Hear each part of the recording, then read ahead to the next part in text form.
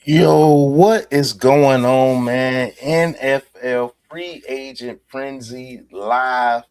We're gonna be talking about some of the players that the New York Giants have signed, and we're gonna react to a lot of things that's been happening in free agency. This free agency frenzy. This tampering period has been pretty good, man. There's a lot of people that have been signed, and I think there's a lot of people out there that are still available that are very good too, like Trey Hendrickson. He's still available. So we're gonna have some breaking news and everything. But first and foremost, man, we're gonna get into the New York Giants. That's a team we represent. So we're gonna talk about the New York Giants real quick, and then we just gonna go all out with the free agency frenzy. So NYG, man, what you looking forward towards today? And what are you thinking about free agency so far, man? You did the show yesterday. Us down. Love that show, bro. Need more like that from you, man. Yeah, bro. It was phenomenal, man. It was fast paced. It was a frenzy, literally. You know what I'm saying? Breaking news left and right. I think the interesting thing here is the offensive line market. Um, Mm-hmm. we've seen a couple players sign. Giants signed Jermaine Eluemunor. You've seen Varick Tucker go to the Patriots. Um, so you've seen a couple guards come off the market, but there's still a lot of guards out there. Still a couple tackles. Lindenbaum got the big contract, so we know that. So I'm really been paying attention to the offensive line market, um, as well as the linebacker market. Still a lot of good linebackers out there as well. I don't think Leo Chanel has signed. Dre Greenlaw just got released. Of course, you had Mm-hmm.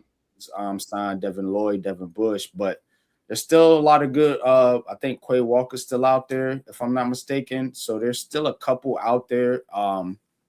And hey, bro, still a lot of good players. Still some quarterbacks.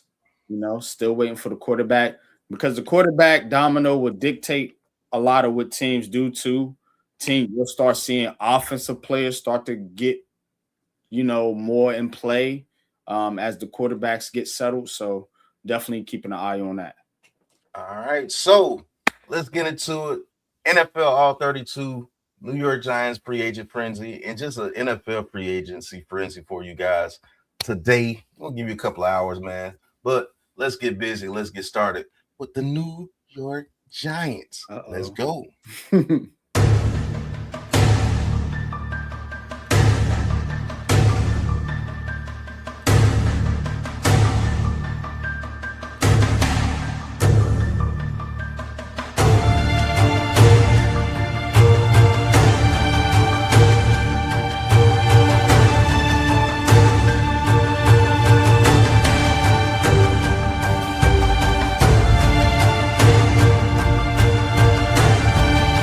Welcome to New York Giants Full Access.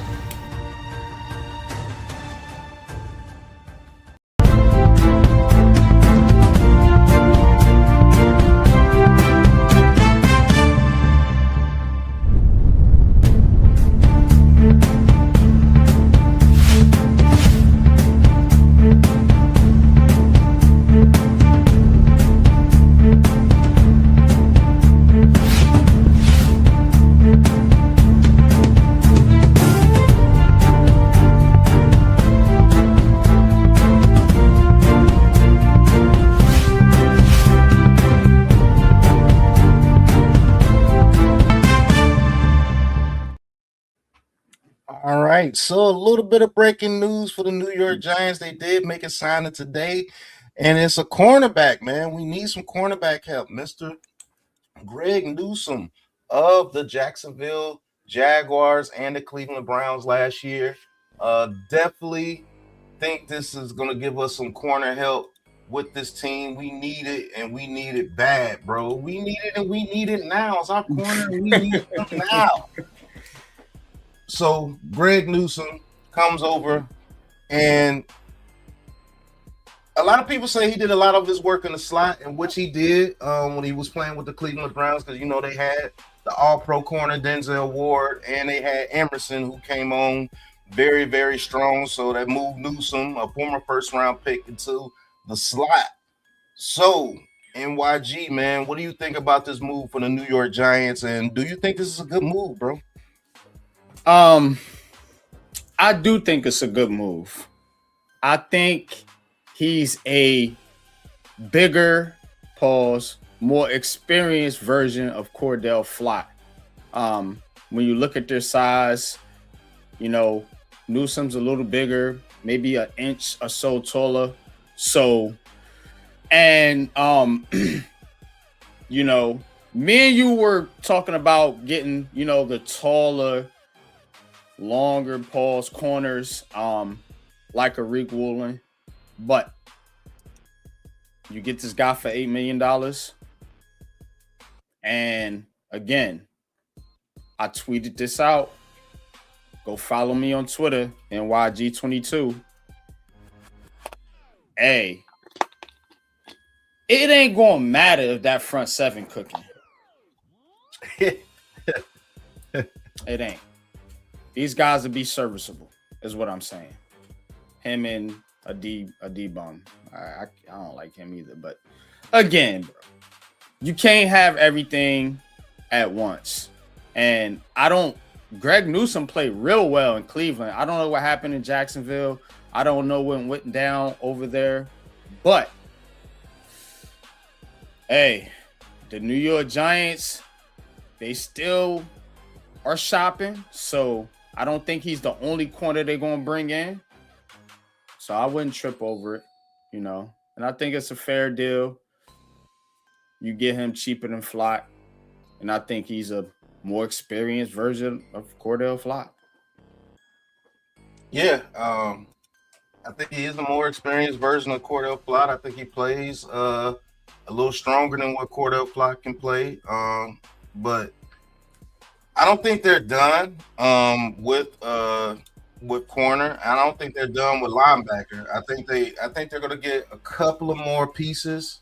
And this defense might be legit going into next season, especially if they can get that middle linebacker position handled.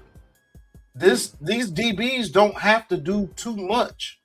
You see what I'm saying? Because if they stop the run and they force you to pass and you got 3 edge rushers that can get after it, I don't know, man.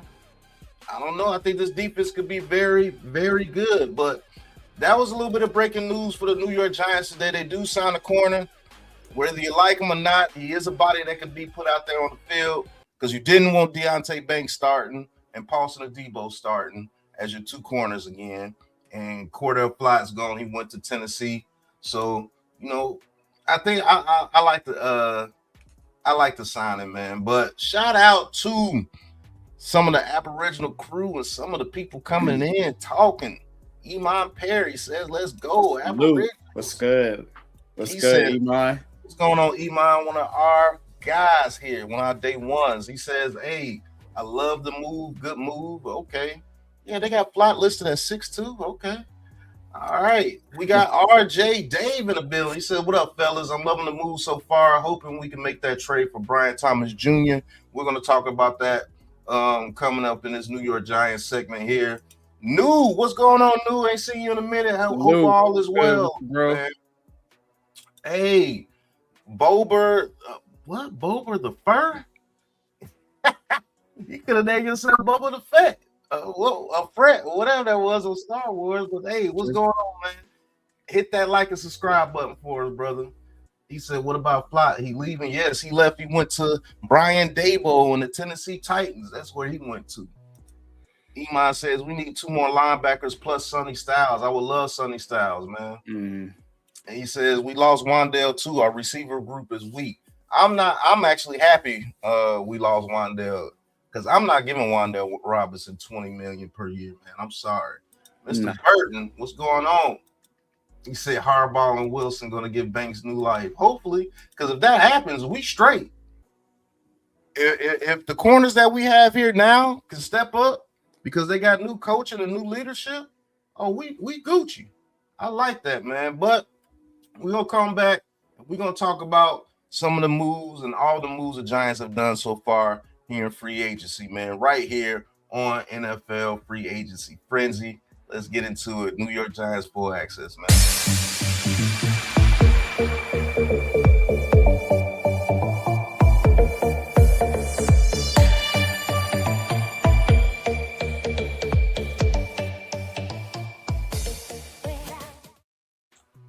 All right, so we are going to talk about some of the moves that the New York Giants have made, and one of those moves is Mr. Isaiah Likely, bro. What do you think about this move, Isaiah Likely? He's the prize free agent here with the New York Giants. What do you think he brings, and can he take this offense to another level, man? With Jackson Dart and those guys out there, man. What do you think about this move here, NYG?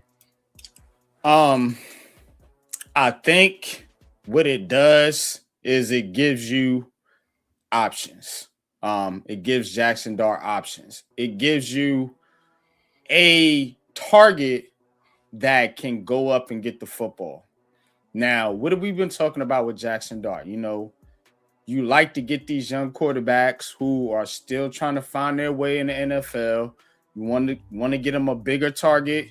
You know, somebody that doesn't have to be wide open per se. But what Likely brings as well is experience with John Harbaugh and what John Harbaugh expects from his players on offense. And as a team mindset, period. That's something else I'm looking at. Also, what I put out there, what I tweeted to you and Coach, they talking about running 4 tight end sets. Yeah, that's facts, bro. You know what I'm saying? So that's telling you they're gonna run the football and they're gonna run a lot of play action. And you know, the RPO. So that kid likely like him coming out of college. And again, you getting 2 because you can't forget about Theo Johnson. They just need Theo Johnson to catch the ball. You need to get with a coach on a jugs machine or some shit and just practice holding on to the football. and maybe bringing Likely in will push him to be like, hey, look, man, you might get buried if you don't watch out. Because you remember, you still got Fedoni on the roster. Oh, shit. 4 tight end sets now. Man Hurts is in there. I don't like him, but whatever. But again, you know, I'd rather have Ricard or somebody else. But hey, I'm with this move, bro. All right, so you know, great player. Love the way Isaiah Likely plays. But you know, we got to talk about the money. The money. 3 years, $40 million, can get up to $47.5 million if he hits his incentives. So I want him to make that $47.5 million because that means he's balling. So 3 years, max $47.5 million. Do you think that's a little bit of an overpay for Isaiah Likely, who was likely that's crazy, likely a number 2 tight end over there with the Ravens behind Mark Andrews? I think he was heavily underutilized. But what about the money, man? Do you think the money fits the player? I think it does, because you're not bringing him here to be a number 2 tight end. You bringing him here to be a number 2 target. Because as it stands now, he's the number 2 target. You bringing in Neighbors. Who else you looking to throw the ball to? Likely, right? That's likely the case. More than likely, he's gonna get the ball. You see what I'm saying? So again, hey, I got some heat for y'all this season when he's gonna call these games. I'm telling you. But go ahead, my bad. So yeah, I can't wait for that. So but yeah, you bringing him here to be a number 2 target. So yeah, I think the price is right. And that's the expectation for a player. You know what I'm saying? Because now you're not just looking at how much he played and his numbers. You're looking at metrics. Basically, how he performed in the little bit of time that he was used. You know what I'm saying? And those metrics are gonna check. You know what I'm saying? Because when you look at his targets, his catches, and his yardage based on his snaps, it pans out. Now, if you give him more snaps, you should see an acceleration in production. So can he get to 7, 8, 900 yards, 1,000 yards, being the number 2 to Malik Neighbors? Because that's what you're doing. You giving Jackson Dart a number 1 option at receiver and a number 1 option at tight end. But the tight end is going to be lined up different. See what I'm saying? So that's why they wasn't going to pay Wan'Dale Robinson $20 million a year. That's a fact. But I think this is a perfect time because I think certain scenarios where Isaiah Likely can play with this offense with Jackson Dart out there. So I think this is a perfect time for Big Pat's Game Plan. This week's key matchups. I honestly think that they're going to use Isaiah Likely a lot in 11 personnel in the slot. Those routes and things that you were seeing that Wan'Dale Robinson was running, I think they're going to use Isaiah Likely as they stand now. So I don't know if they're going to go get another receiver. What if they do go Carnell Tate or Jordan Tyson at 5? I don't want it, but let's just say the offense stands pat as it is now. They're already talking about using 3 to 4 tight ends. It probably went down to 3 because Bellinger went over with Brian Daboll. He got an $8 million. He got a bag from Brian Daboll, so I don't blame him. Get your money, Daniel Bellinger. Shout out to his dad. We saw him at the draft in Kansas City. You're going to use this guy a lot in the 11 personnel in the slot. And then what I love to see is this guy being used in the 12 personnel settings when you have maybe they sign a Patrick Ricard or they use Man Hurts at the fullback position or whichever one they want to use and get Cam Scatterbo rolling. But this dude can sneak out, pretend that he's blocking, and go out and get into the flat and get into the middle of the field with Malik Neighbors probably commanding the double team in those 12 personnels. So you might get a lot of bootlegs out of this team this year, out of those 12 personnel settings. Kind of like what you saw a little bit with Daniel Jones back in the day in 2022. But you got Jackson Dart, so eyes are going to be on him, a plethora of them. So this guy is going to get a lot of those quick passes, 5 yards, and probably turn them into 10 yards because the defense is like, okay, where's Neighbors? Okay, where's Theo Johnson? Okay, we got Isaiah Likely in the slot, but now he's on the linebacker, and he's going to be the linebacker 8 out of 10 times. There's not too many linebackers that are going to stay with Isaiah Likely. So I like the way that they're moving with the Isaiah Likely signing. I think it's a dope signing. And like NYG says, I think the money does fit because I think he's going to turn into your number 2 target. I think he's going to get more targets than Theo Johnson and a little bit less than what Neighbors is as the Giants stand pat now, because you don't want to put Slayton out there as the number 2 primarily. But this can open up some things for Darius Slayton to be what he is, a deep threat, and get those deep dig routes across the middle of the field because you got to worry about Isaiah Likely routing your slot DB up because he's bigger than him or running past your linebacker because he's just faster and just as big. So I like this signing, man, for the New York Giants, man. I think it's dope. Isaiah Likely probably going to be your number 2 target as it stands right now.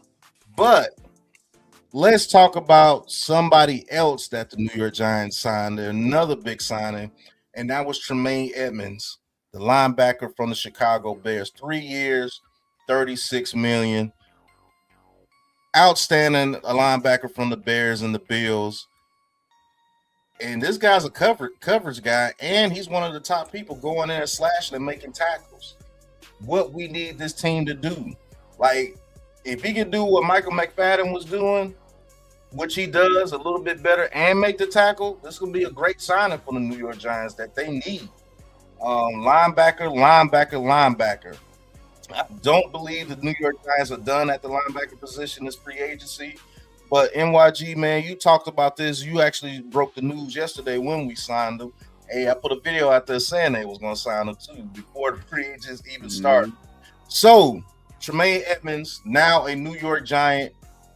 What do you like about this signing, or what don't you like about this signing? Do you think the money fits? 3 years, $36 million. Money fits because, again, you was going to trade for him. So you being able to sign him, you know, for the $30 million. So what, that's 10 million or around, I guess, 12 million a season. So yeah, that's good money because, again, you got rid of Bobby Okereke. What was Bobby Okereke's cap hit? Like, oh man, it was up there. They 14, 15 million. Yeah, and they got back, I think, 9.5 million back from it. So again, you upgrade there. All right. Now you get a younger, faster, better linebacker. And guess what? You still got work to do. And you still got the 5th pick in the draft. So what Tremaine Edmunds can bring? Coverage. That's why, to be honest with you, I want a more versatile linebacker like Sonny Styles, a more of a thumper down. Like Tremaine Edmunds can do that too. You know what I'm saying? But you put him back in coverage, like you mentioned, and I pointed that out on the stream, the 14 interceptions. Now, you got a coverage linebacker. There's people out there tweeting that he can't cover. Yeah, are you kidding me? That's crazy work. He can cover and he can, you know, play downhill and tackle. But what I'm thinking about is if you get him with Sonny Styles, now you can mix and match, play one up, one down, one on the line. You can disguise your blitz coverages. I'm telling you, they can cook if they get the right linebacker group. Them corners that they signing that y'all worried about, I don't think it's gonna matter much. Yeah. Hey, Edmunds is a part of that, man, and he's a big part of that, what they building. Now, you know, Thibodeau might be the odd man out. If you flip him for something, whether it be a corner or like you said, another linebacker, then, you know, that might be something to talk about, man. But I don't want to trade Tibbs. I definitely don't. But if it's for an absolute equal player, in my opinion, or better, then yeah, let's make that deal. Yeah, I'm with you on that one. I don't want to lose Thibodeau. Contrary to what everything is being reported, I don't want to lose Thibodeau, man, because I think that brings down our front seven a little bit, especially against the run. He's our best edge rusher against the run, and it's not even close. I love Brian Burns and I love Abdul Carter. They're going to get after the quarterback and they're going to hit that quarterback. But we need an edge rusher that can hold the edge when it comes to the run game, so these people don't get to the outside like they were last year. So Edmunds definitely changes things. And yes, I am with Sonny Styles all day at number 5. So we're going to go to a little commercial break because there is some little news about what the New York Giants are planning to do with the number 5 pick. So, hey, we're live on the Aboriginal Sports Network and we're live on my personal channel, Bigpatssportstalk. Man, y'all go hit the like button for both those channels and Unpopular Opinion Sports. Man, we doing our thing, man. And we're going to be right back after these commercial messages. And we're going to talk about the New York Giants at the number 5 pick and go through a little bit more of what they done at free agency, man. So let's get it. Yo, if I'm hawking you like a bird, it ain't cause I respect you, God. It's because I'm trying to find the perfect place for me to shit on. Niggas hear about me and discreetly set up a date to meet me to see if they can defeat me. So I ain't ready to let no motherfucker eat me. That's That's why you find little pieces of MCs in my feces weekly. You can't beat me, you can't control or delete me. Nigga, you can't even shine on a song that features me. Slippery saliva keeps my delivery tighter, enabling me to outmaneuver Russian MiG fighters. Launching missiles at whack rap artists like they was targets for coming to broader market with that garbage. From downtown Newark to South Orange, niggas is paying homage. I batter you for anything you own worth pawning. Rap and snap at your ass crack like bear traps. Contaminate your air sacs like tear gas. And I swear, black, if you try to batter me, you won't last. I turn your ass into the artist formerly known as gay ass bag. Blow you to ashes with my tactics. Strip you naked and make you hug a cactus, you bastards. From the How Can I Be Down conference to the Gavin. Whack MCs get slapped in their faces for rapping. For absolutely no rhyme or reason, I start beefing. Spitting words is faster than Puerto Rican speaking. The keys for me to make an example out of somebody you respect, and that'll discourage you from trying to test. Whoever ain't nice enough to rhyme with me should surrender their soul and combine with me, or die violently. I'm trying to be a millionaire before the year's up, hungry like a dog with his ears up. This little nigga with heart from North Newark. The only thing faster than the speed of light is the speed of dog. With the jaws of a great white shark, I rip you apart. My state-of-the-art lyrical lasers is razor sharp. Splattered the brain matter of my enemies with the same bullet trajectory that murdered John Kennedy in the back of the cranial. Welcome to the Aboriginal Sports Network. 90 minutes of heat, 90 minutes of lyrics and beats, 90 minutes on these brick city streets. All right, man. That's one of my favorite artists, Cannabis, man. Shout out to Cannabis, man. Hey, but looks like the nightmare is a little bit true. The Giants are considering Jeremiah Love at 5. So Smoke. it may be smoke, but let's just say they sign another middle linebacker in free agency. And they don't have to go middle linebacker. And what if they are good with a guy like Falele at guard or moving Marcus Bowl to guard? What do you think about this kid here? Because they are trying to run the ball. You literally pointed it out all offseason, and you've been absolutely correct. 4 tight ends is ridiculous. So you know you're running the ball with 4 tight ends. So you got Cam Scatterbo. We don't know how they feel about Tyrone Tracy. They brought back Blown Motor on a huge reduction. He was counting like 6 to 7 million on the cap. Now he's only counting like 1.3 million. So he just took a pay cut to keep a job. What do you think about this kid at 5? And does it make sense, especially if the Giants get another middle linebacker here in free agents? Once again, no. Like I pointed out in the debate, you're going to be paying this kid top 10, damn near top 5 running back money for one, off rip. Yeah, you want to run the ball, but running the ball starts up front. It ain't going to make a damn difference if John Runyon is getting pushed back into the dang on backfield, and John Michael Smith's. So that's your left guard and your center right now. So I don't want to hear anything about another running back until you get some dang on guards in here. Then we could talk running back. But Jeremiah Love at 5 is the same mistake you went with Saquon Barkley. You need to worry about the trenches. Ain't nobody thinking about no dang on running back except the New York Giants. I'm going to tell you that right now. Because even the Saints went out and got ETN, right? Now they thinking about getting rid of Kamara. So what you see what I'm saying? Like, you don't need all that. And if you was really in on Kenneth Walker, which I don't think they were, reports, the reports I listen to anyway, says they weren't. So I don't know, man.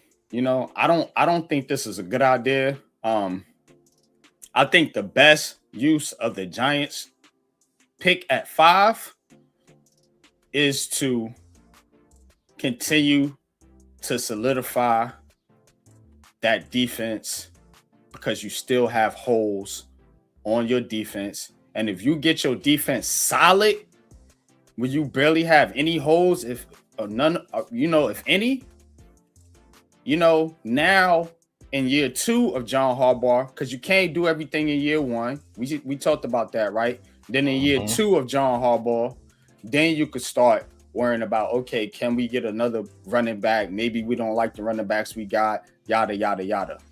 But you got to see if you can even run the football first effectively like that. What was the Giants last year in running and rushing and run blocking? What was their numbers? We can go to the numbers again. So I'm looking at the line that you bringing back right now. Ain't much change. So no.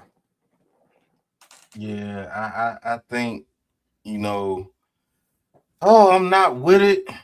But if you want to play devil's advocate, man, if we are looking to run the ball like they say they are, then if we have the offensive line to back it up, it's almost like why not? See what I'm saying?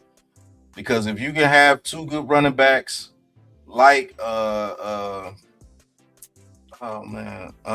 Scatterbo and him, that's pretty deadly if you're running that ball. If we can create some holes and that dude get out the gate, that can create a lot of pressure on some teams, and then that's going to make you focus and come up. Like, we got to stop this run, and then Malik Neighbors and Isaiah Likely can get busy.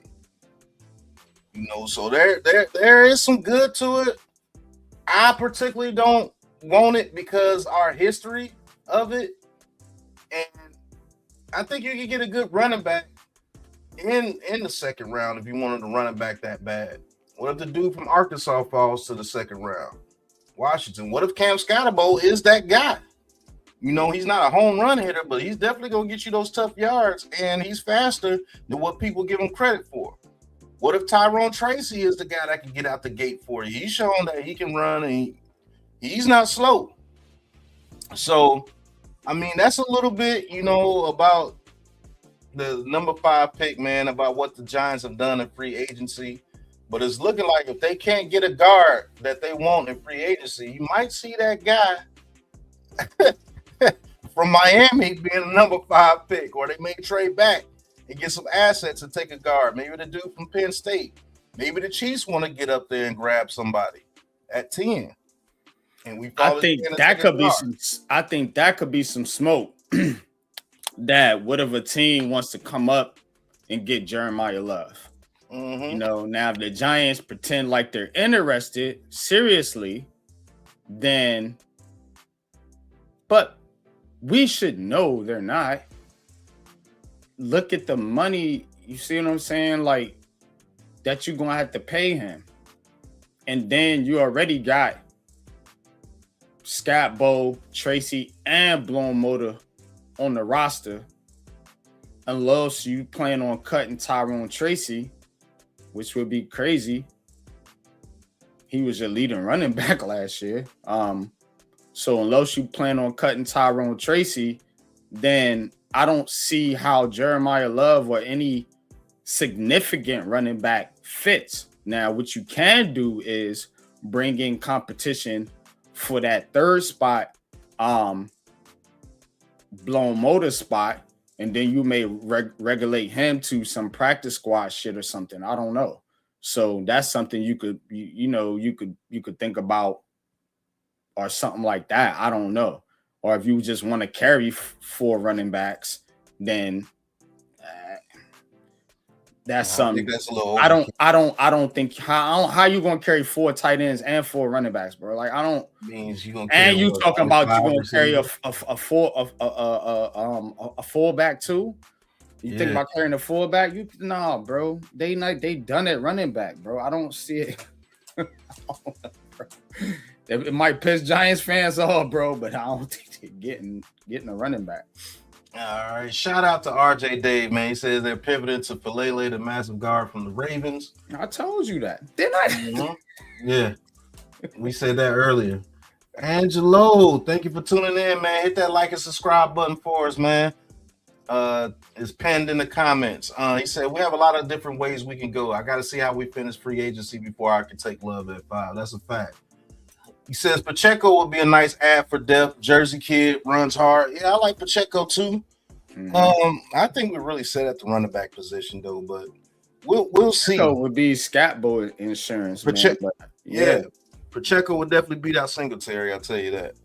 Yeah. So we're gonna talk about a couple more free agents the Giants have signed this free agency period, and I think this is one of the most important ones, man. We got back Jermaine Eluemunor, so we got both tackle positions held down, and then they got him on a team-friendly 3-year, $39 million deal. Only $13 million a year. You mean to tell me that we got Eluemunor back for only $13 million a year at the tackle position, and he played well last year? What do you think about this signing? I ain't even gonna ask you the money fits. The money is great. Yeah. What do you think about Jermaine Eluemunor, man? Probably one of my favorite players on the Giants. I think this, I said it yesterday on the stream. I think this guy is a perfect fit. I think he's one of those type of players you can see retiring as a New York Giant. It's very rare, Pat. You know what I'm saying? Coaches in the chat, you can speak to this too.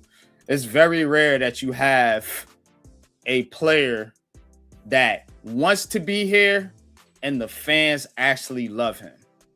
You know what I'm saying? And he's not a superstar. He's not a superstar. So that's very, very rare, because normally if you're not a superstar, these fans hate you, and a lot of times the superstars that come here hate playing here because they get criticized so much. So it's a very toxic, it's a very polarizing place to play. But Jermaine Eluemunor is the perfect fit. And guess what? Like you say, he holds you down. You know he's going to give effort. Like, you can tell this is a dude that's going to give his all, give everything he's got out there on the field for the New York Giants, because he wants to be here and he believes in, what the Giants stand for. So, we said this had to get done, for the Giants free agency to work at all, because you can't have two holes on your offensive line, already, fringe offensive line as it is. So I definitely think, man, Jermaine Eluemunor is definitely going to be here for a while, and good thing they got him back, and they got him back on a reasonable deal. So how can you argue with your general manager for this one? Because he's the one that brought him in the first place. It wasn't John Harbaugh. Oh, shit. Forgot about that. But go ahead. All right. So, light-skinned Jermaine is back with the Giants, man. I love that signing. Shore up that offensive line. We need to get some guards in here, though. But the last guy we're going to talk about with the Giants signing is Jordan Stout. Signs with the Giants to become the NFL's highest paid punter, around $4.3 million a year. Only a head coach with a special teams background would do some shit like this. Make a punter the highest paid punter in the league. But go ahead. Yeah, but listen, the dude's are all pro. No, he's good. I know he's good. He's good, man. And a lot of people are like, what? Because that was one of the first signings that they did. But I'm like, yeah, it's better than the Scottish Hammer for sure. Don't the Giants always do that, though? Don't they always sign like their long snapper, their punter, their kicker? All those dudes come first. Their gunner or something. They always sign them special teams dudes first, bro. It's like they hold them in their heart for some reason. And they love him, bro. So this guy, I do believe, is a very, very good find for the New York Giants, because if this guy can flip field position with the defense that they're trying to build and the way we run the ball, I think Harbaugh's looking for total control of the game. He wants to dictate the pace of the game with this team coming up, and I think that's the way they feel they can win some games this year, which is a pretty good way to go with the way this team is built. So all you guys, all you New York Giants fans out there that want to, this high-flying offense, this high-scoring offense, I don't think you're going to get that in the very first season unless the team is really giving up the goods. But you're going to see a lot of games 23-20, 23-17, 24-21. You're going to see a lot of games like that this season, man. And I love it, bro. I think we're going to be getting back to Giants football, man, and running that ball and playing, field position, because field position is a huge, huge thing in football, man. People don't understand that. And this guy flips field position. He kicks it from the 25, and the other team is starting at their own 10 to 15-yard line. That is flipping field position. So you don't have to be scared of going 3 and out and your punter kicking a 13-yard punt or a 28-yard punt because he's shanking it half the time. But then he booms one and is like, man, he could be good. And then he goes right back to being what he was. That's why the Scottish Hammer was released. And the Scottish Hammer was getting $3.9 million. So really, we only paid $400,000 for this guy. Yeah, man. I don't know how he was getting that much money. I don't know how he was getting that much money either. But I'd rather give the money to an All-Pro. You see what I'm saying? Right. So that's I think that's a very good signing. But we're gonna talk about one last thing with the New York Giants before we get into the whole NFL free agency and talk about some signings and things that has happened so far today. So one last little swoop.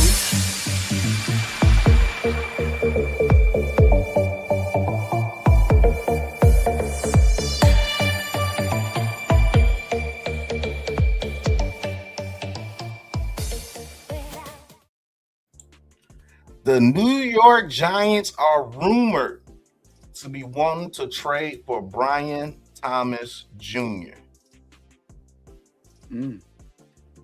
And it's looking like it's coming down to the Jets and the Giants trying to get Brian Thomas Jr. Now that's big, man, because not only is Brian Thomas Jr. 6'3", 6'4", can run 4.3, can go over the middle and be that target to get the back shoulder throws and those tough layered throws that Jackson Dart loves to throw. He's already know how to play with Malik Neighbors. They did it at LSU. And Neighbors gonna love that. So that might make a better version of Neighbors to go out there because they're very competitive. They were like that at LSU. Kind of like how Justin Jefferson and Jamar Chase were at LSU. They were very competitive, but it was a good competition. Oh, you want to get 100 yards a day? Well, look, I got 130. Mm-hmm. See what I'm saying? It's like that type of competition. It brings another dog to your offense. Scatterbo, dog. Likely, dog. Neighbors, dog. Brian Thomas Jr., dog. Now you're starting to get dogs all over the field. And that's a very good thing. So just want to ask you a question, man. What do you think about the Brian Thomas trade? They're saying it's going to take a second-round pick, maybe a player or maybe another lower-round pick to get him. Do you think that's worth it for the New York Giants? Look, man. If you can get Malik Neighbors and Brian Thomas Jr. on the New York Giants, you should do it right now. Now, the second pick is a tough bargain. Maybe you want to dangle Kayvon Thibodeau out there and offer a lower round pick and see if that'll get it done. Because I don't really want to give up my second. Because then you don't have a third. So again, and you still got Kayvon. And if you want to trade him, you know what I'm saying, which I am against, but if you're gonna do it, this is the guy to do it for, because a receiver of this caliber with the chemistry already there is definitely gonna elevate your offense, and it's gonna allow your running game to get busy because now your guards don't have to face 10-man boxes. You know what I'm saying? That's a fact. Because again, if you ain't got no threats, you know what I'm saying. And if Neighbors is hobbled, we'll see how he is. Hopefully he's back full healthy. But again, you know, you talking about Slayton on the outside and Isaiah Hodgins right now. That's your receiving core. So you got Likely and Theo Johnson in as tight ends. But again, at some point, you know, you can't just run 12 personnel the whole game. You're going to have to switch it up. So you're going to need some receivers. So again, I was in favor of trading for a receiver. We talked about this earlier in the season, you know, earlier, Pat, me and you, when I was like, look, I think the way they're going to have to get is they're going to have to trade for a receiver. That's the way they all do it. The Philly did it with A.J. Brown. You know, the Bills got Diggs. Like, yeah. And you can get this kid, and he's still young. It was in the same draft class. So, boom. You can get them both on fifth-year options. Kill. So now, you know what I'm saying? You can go ahead and decide what you want to do. Maybe, you know what I'm saying, at the end of it, if you win a championship, cool. If you don't, then, you know, that'll work itself out. But I think this is an opportunity that they cannot pass up, but I do not want to give up my second round pick. Yeah. I'm kind of iffy on this one. If you have to give up your second round pick, because what if somebody like Chris Bell is there in the second round? You know what I'm saying? The thing that I love about this, though, just to talk about a little bit of both sides, is that he's already played with Neighbors, and I know those two would go crazy together. You know what I'm saying? And this dude is the bigger receiver, plus he brings the speed. You see what I'm saying? He's 6'4".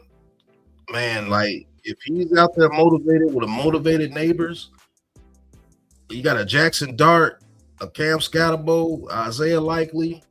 They get themselves some guards. The only thing is you got to give up that second round pick. I don't care if you're giving up Thibodeau. They're not going to take Thibodeau in the fourth round pick. Now, let's say this. What if it's a second round pick for next year? What if it's a second round pick? It may be a fourth or fifth round pick next year, or a fourth pick this year. Let's do it like this. Second round pick 2027, fourth round pick 2026. Would you do it? So I'm giving up a fourth this year and a second next year? Yeah. 2 picks? Yeah, it's gonna take about 2 picks. Because they have no use for Thibodeau. They got 2 heads. They got Walker and what's the number 44? Why am I giving up 2 picks for Brian Thomas Jr.? Because he was a first round pick and he's only in the second year, going into his third year. Dude was a first round pick and he's a talent. He's a first round pick, right? But yeah, you know, it's just like when you buy a car, that value automatically comes down as soon as you purchase it. So that first round value is down now. So, and he had a down season last year. So again, his value is down. I'm thinking third, but the Giants don't have a third. That's the problem. So they will have to give up a second because they don't have a fucking third. That's the issue. So you're not willing to give up a future second round pick and a fourth round pick this year? I don't want to give up a second round pick for him. I want to give up a third. They don't have a third. See, that's the issue. So that's the box they in.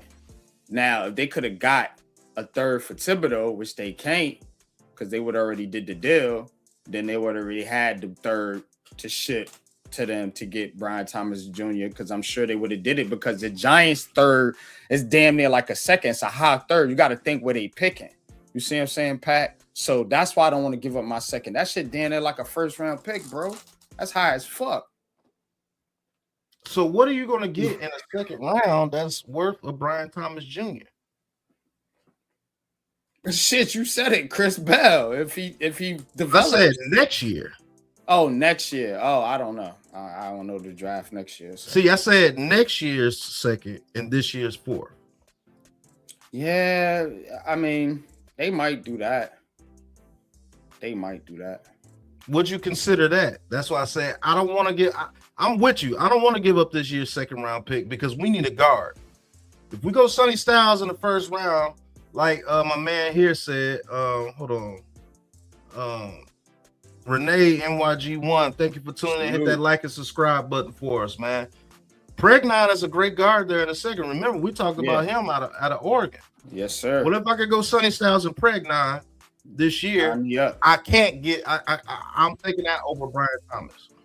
Yeah, me too. I'm taking that over Brian Thomas. But if I could give it up next year's second and then get Sonny Styles and Pregnon and still have Brian Thomas Jr., I don't think the Jaguars would do that. But if you could get away with doing that, then yeah, because they don't know where you're going to pick. The Giants could have a good season, be picking the back half of that second round, and that pick automatically loses value the lower you go. So that's why I wouldn't do it this year, because their pick is so high.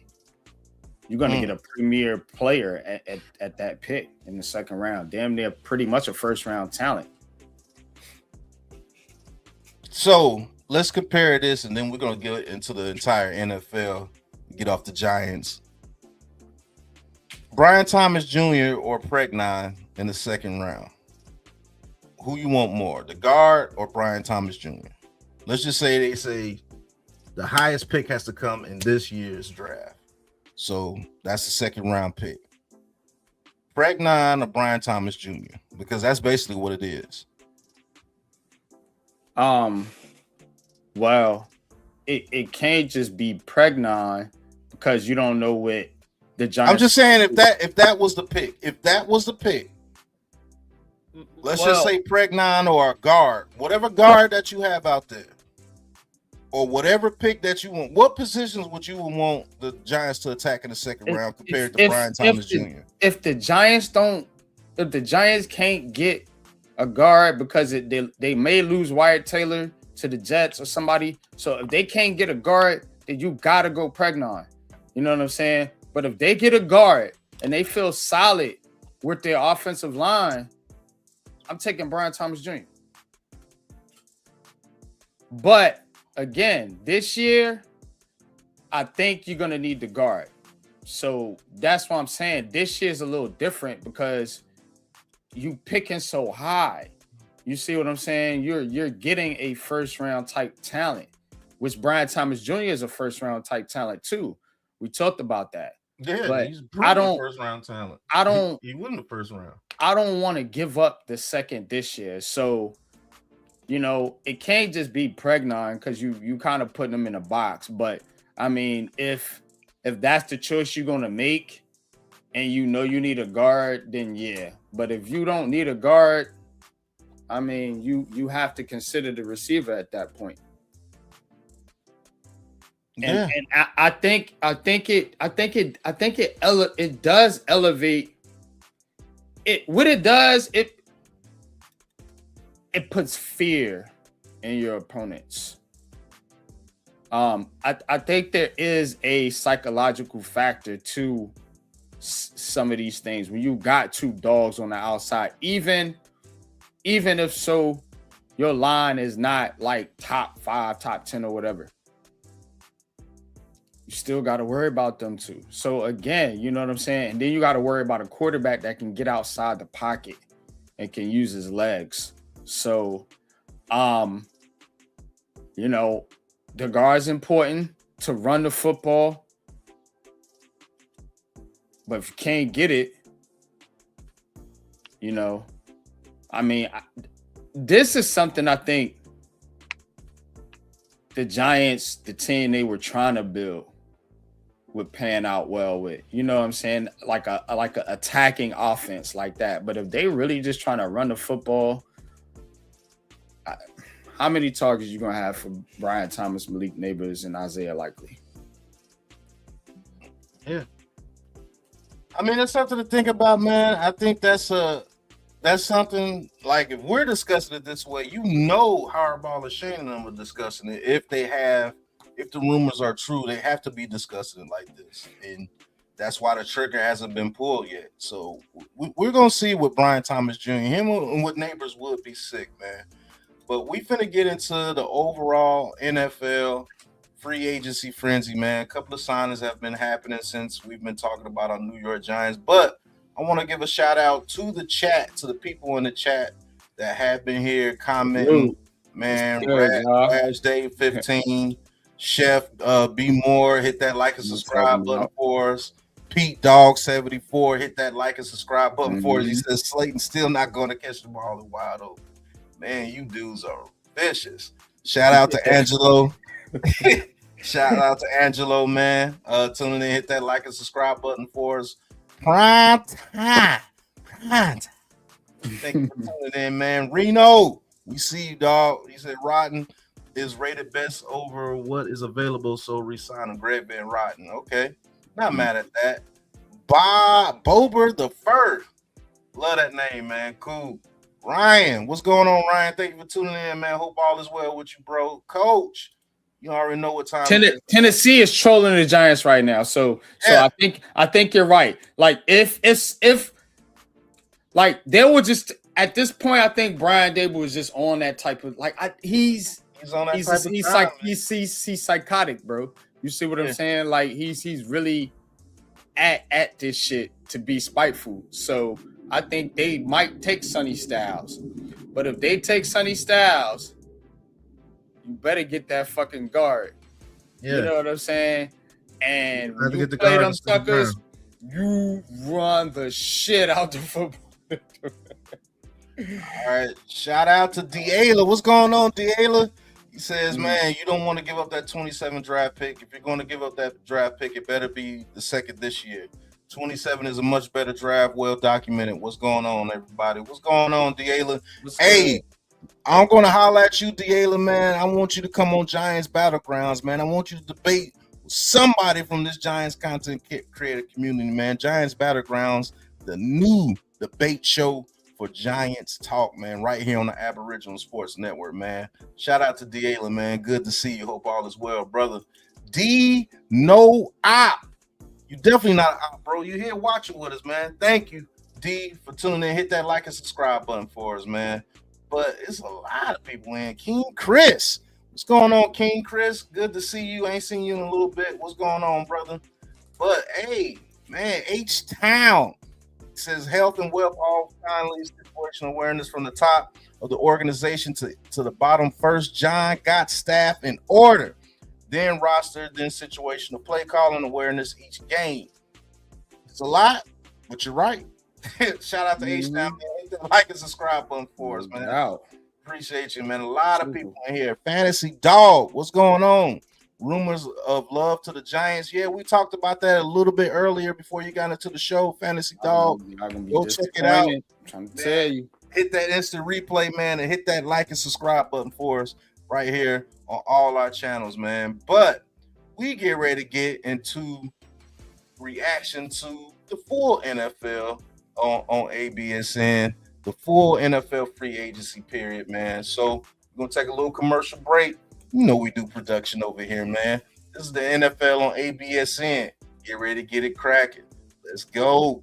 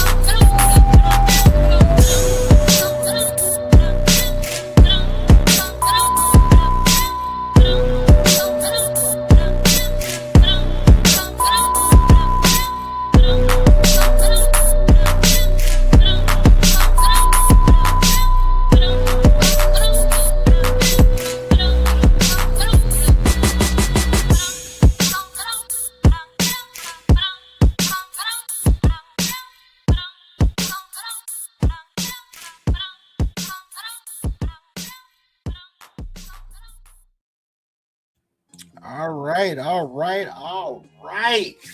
So we're gonna be talking about the full free agency frenzy with the NFL, man. And look, there's some breaking news.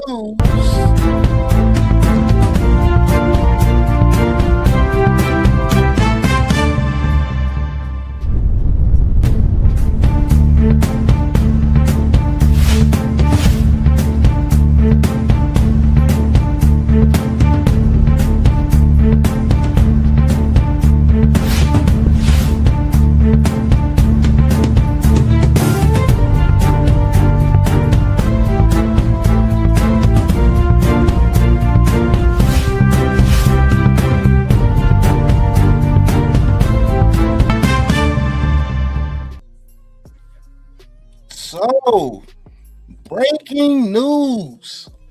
The Detroit Lions find their knuckles replacement with Isaiah Pacheco. We were just talking about this guy. So Isaiah Pacheco is going to the Lions, man. Formerly of the Chiefs. I think this is a very good signing for the Detroit Lions after losing David Montgomery, man. Isaiah Pacheco is going to bring that same type toughness. Is he as strong as David Montgomery? No, but he has the same type running style. And if he stays healthy over there with Jamari Gibbs, you're going to have a problem. Yeah. Greg Lott Powers activated over there with the Detroit Lions, man. What's your quick reaction to this one, YG? I definitely like this fit because the Lions, what are they known for? They got one of the best offensive lines in football, and they are going to be able to open up lanes for this kid to run through. He is one of, like a north-south type runner. So you need a strong offensive line, for a guy like this to get busy. And I think, I think that's exactly what's going to happen, and then you got that beast Gibbs, to think about as well. So it's definitely going to give them a nice little 1-2 punch, a kind of speed power type punch. That, hey, look, David Montgomery is dope, but I'm an Isaiah Pacheco fan, so are you, man. Coach, shout out to Coach. But I think this is a good signing for the Lions, man. A nice little rebound, you know what I'm saying? Like you said, after losing Montgomery. Okay. So lose Montgomery, bring in another knuckles and Isaiah Pacheco. Shout out to the Lions, man. Hey, some more news. Travis Kelce returns to the Chiefs this year. He will not retire. He will come back 1 year. I guess that signing of Kenneth Walker gave him a little bit of motivation. Hey, we might be able to get something done. We got a running game now. Okay, let's go. So Travis Kelce at the block for Kenneth Walker. Yeah, that's a fact. Kelce returns to the Chiefs on a 1-year deal. All right, the Lions, they gain one, they lose one. They lose receiver Khalif Raymond, special teams specialist, to the Chicago Bears. He goes right across the street. So, those Lions dudes over there, they take stuff personally, man. So they might try to knock Khalif Raymond's head off over there. Yeah, man. So, reported by Mike Garafolo, Khalif Raymond headed over to the Chicago Bears.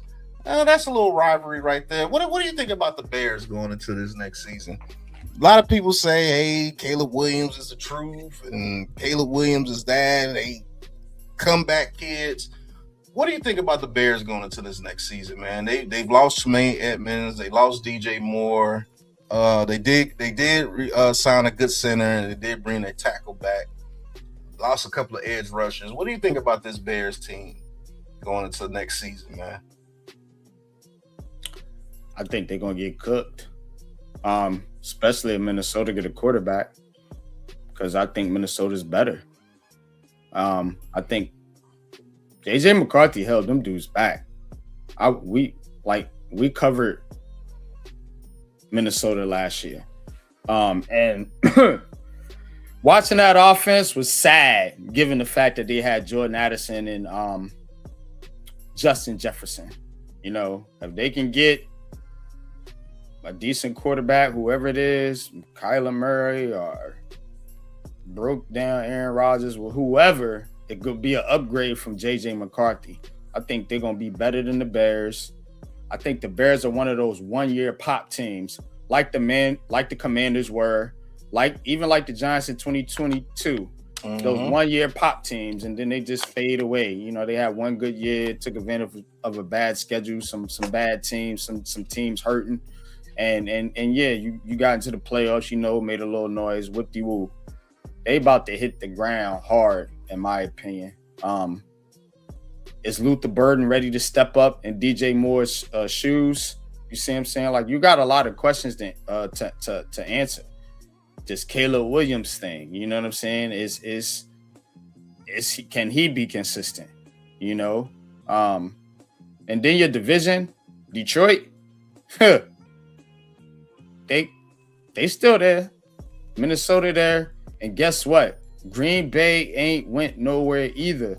So, man, it's tough for me to pick them over those 3 teams right now, bro. Yeah, I'm with you, man. I was saying it all last year. Oh, you're just a Caleb Williams hater and all this, man. Look, bro, where there was one of them games last year, man, you knew it wasn't going to last. You knew it wasn't going to last, man. That defense was doing everything for them, man. And they lost Jaquan Brisker, Nashawn Wright. You know, they lost a couple of edge rushers. They lost Tremaine Edmunds. Is TJ Edwards going to be healthy? You know, that might be a different looking team next year, man. But I think the Lions can get the roar back this season. Let's see, man. Especially they get another edge rusher to pair over with Aiden Hutchinson, which I told you he was the better edge rusher when it came to getting after that quarterback. But that's another day, another story for another day. All right.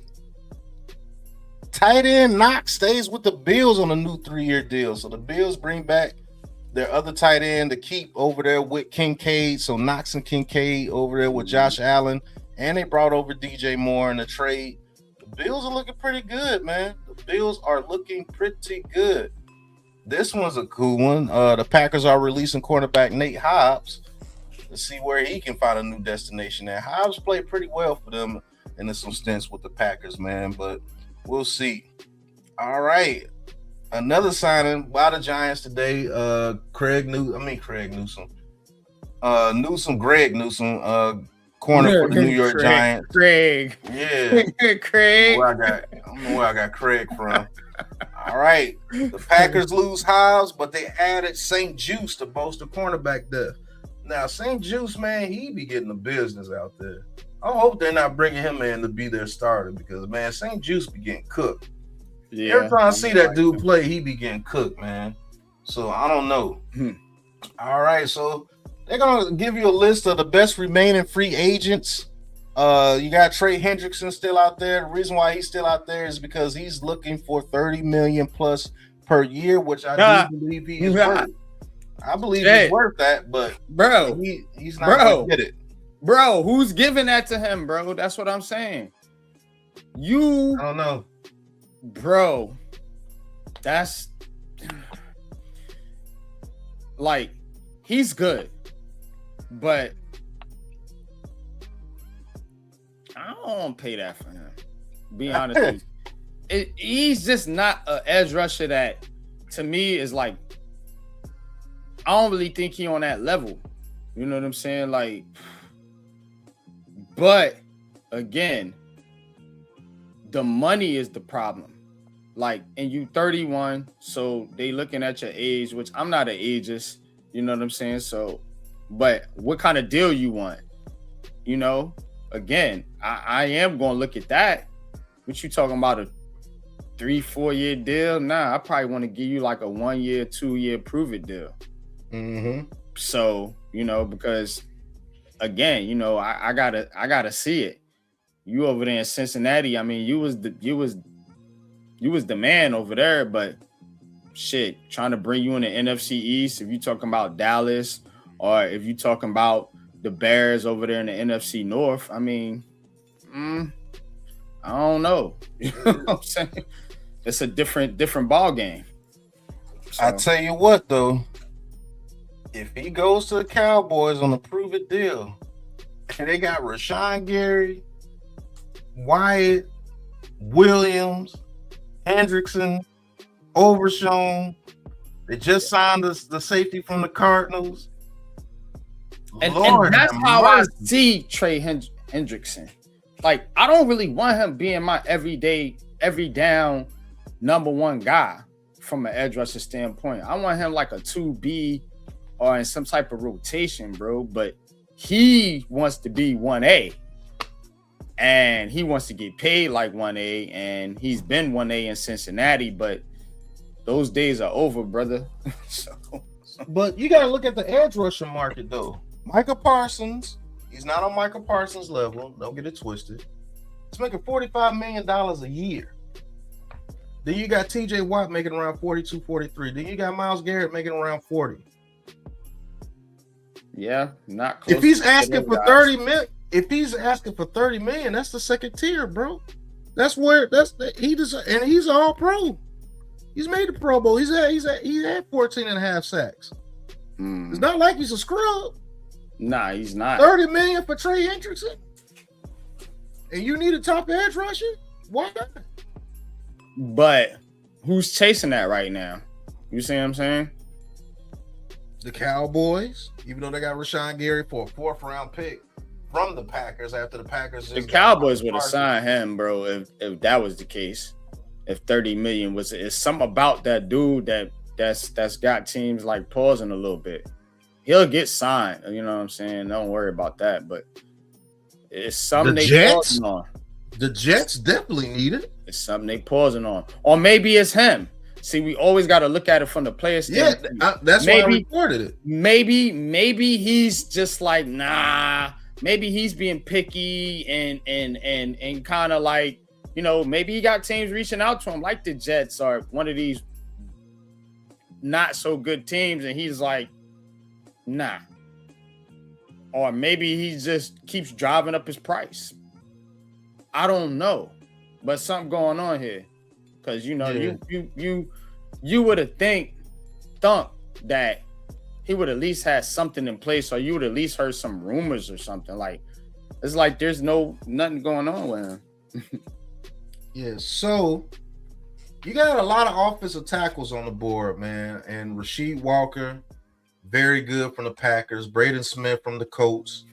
And Taylor Decker from the Lions. He actually asked for his release. There's a lot of tackles out there, but you're going to have to pay some money for them. Let's just say your team, which is the Giants, let's just say, you go to the board, you talk to Jermaine Eluemunor. He already took $13 million. If we could get it like a Taylor Decker, who's still only 31 years old, or a Braden Smith or a Rasheed Walker, and put them at right tackle and move Eluemunor to guard. But it's going to cost you. Would you consider doing that? No. I mean, I would consider it, but that's not something I want to do. Because first of all, you paid Jermaine Eluemunor to be your tackle, and to be honest with you, getting him at that price is a blessing. Is benefiting you. So you paying a tackle guard money. So if you can get a guard, pay the guard money, and the tackle guard money, you winning. You know what I'm saying? So why go in and get this high price ass tackle? You know what I'm saying? When he's sufficient enough to, get you by. Now, what you want to do is hold your bread and bring in some guys and start developing some guys that when these guys start to get overpriced, you don't have to worry about these contract negotiations because you got Marcus Bowe or Francis Mawiaga or somebody like that waiting in the wings. That's what you need to start doing. So, nah, I'm not really with that. Okay. I think they need to get a guard to play guard and let Eluemunor play tackle. You already signed him to play tackle. There's no need to ask the man to move in the guard and confuse. And that's the shit Brian Daboll and the other pass regime was doing. I ain't like that shit at all. I totally agree with you on that. But there is some very good tackles out there. If you're it's enticing. I get what you're saying. I get your standpoint. if you can get, one of these top guys, but man, I think Eluemunor is I think he's up there as a top guy. So I mean, for real, I think he's earned it.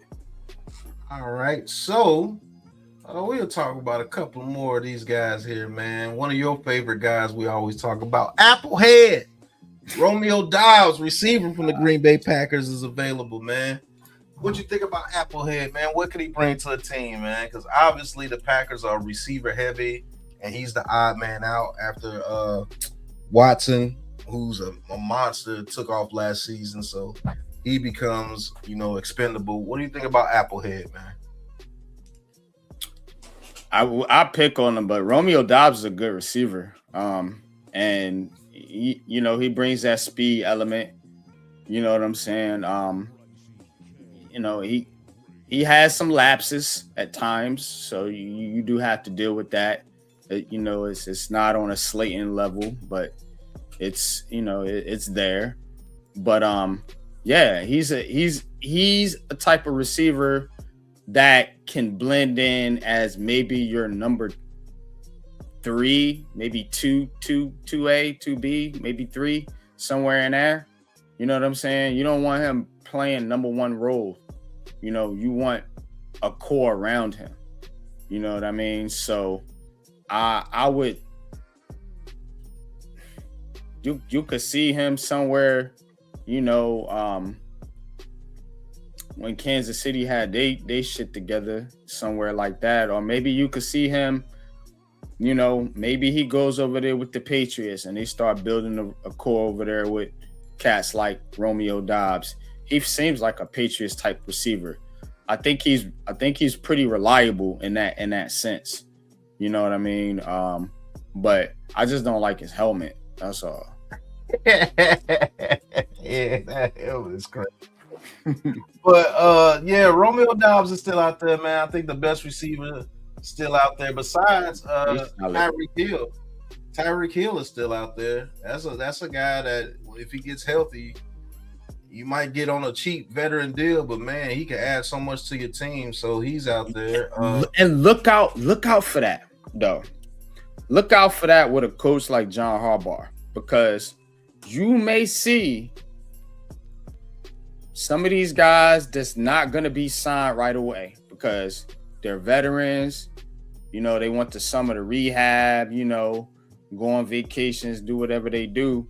And then towards the training camp, towards the beginning of the season, going into training camp, you'll start to see some of these guys sign, and you make him pick up older veteran, but it like a top player like a Tyreek Hill or somebody like that. You may be able to do that on a good deal because you done sorted everything out, and it's like, okay, cool. Maybe you feel that one of your receivers ain't ready, or whatever you got going on, you can pick up one of those guys like that. John Harbaugh being here, I think, makes that easier for the New York Giants because you got somebody in there that they can believe in and that they can trust to do the right thing for them. Players want to trust their coaches in the organization. Don't get it twisted. I don't want to work for a place I don't trust. Exactly. That's an absolute fact, man. So there's still some guys out there, especially at the receiver position. You still got Juwan Jennings out there. So take a look, man. Take a look at some of these guys that we've been talking about. Say the top 50 left, man. You got Trey Hendrickson, the top overall remaining free agent left. Kyler Murray still looking for a job. I think he's going to Minnesota. Rasheed Walker, we talked about him. We talked about Applehead. Daniel Jones on a transition tag. They said that man was looking for $50 million per year. That's why he is not in a contract with the Colts right now as far as a loan contract. I think they offered him 3 years, $100 million, but Daniel Jones said, no, y'all didn't win a game after I got hurt, in which they didn't. They did not win one game after Daniel Jones got hurt. Daniel Jones is making a career like Kirk Cousins did. Yep. And he's going to be one of those dudes that keeps getting paid based on situations. Daniel Jones knows how to find himself in the right situation. Daniel Jones has an excellent agent too. Mm-hmm. So, but yeah. Hey, shout out to the Miz. He says he was happy. He's happy about yesterday, but unhappy. Want to Vera Tucker and tell her.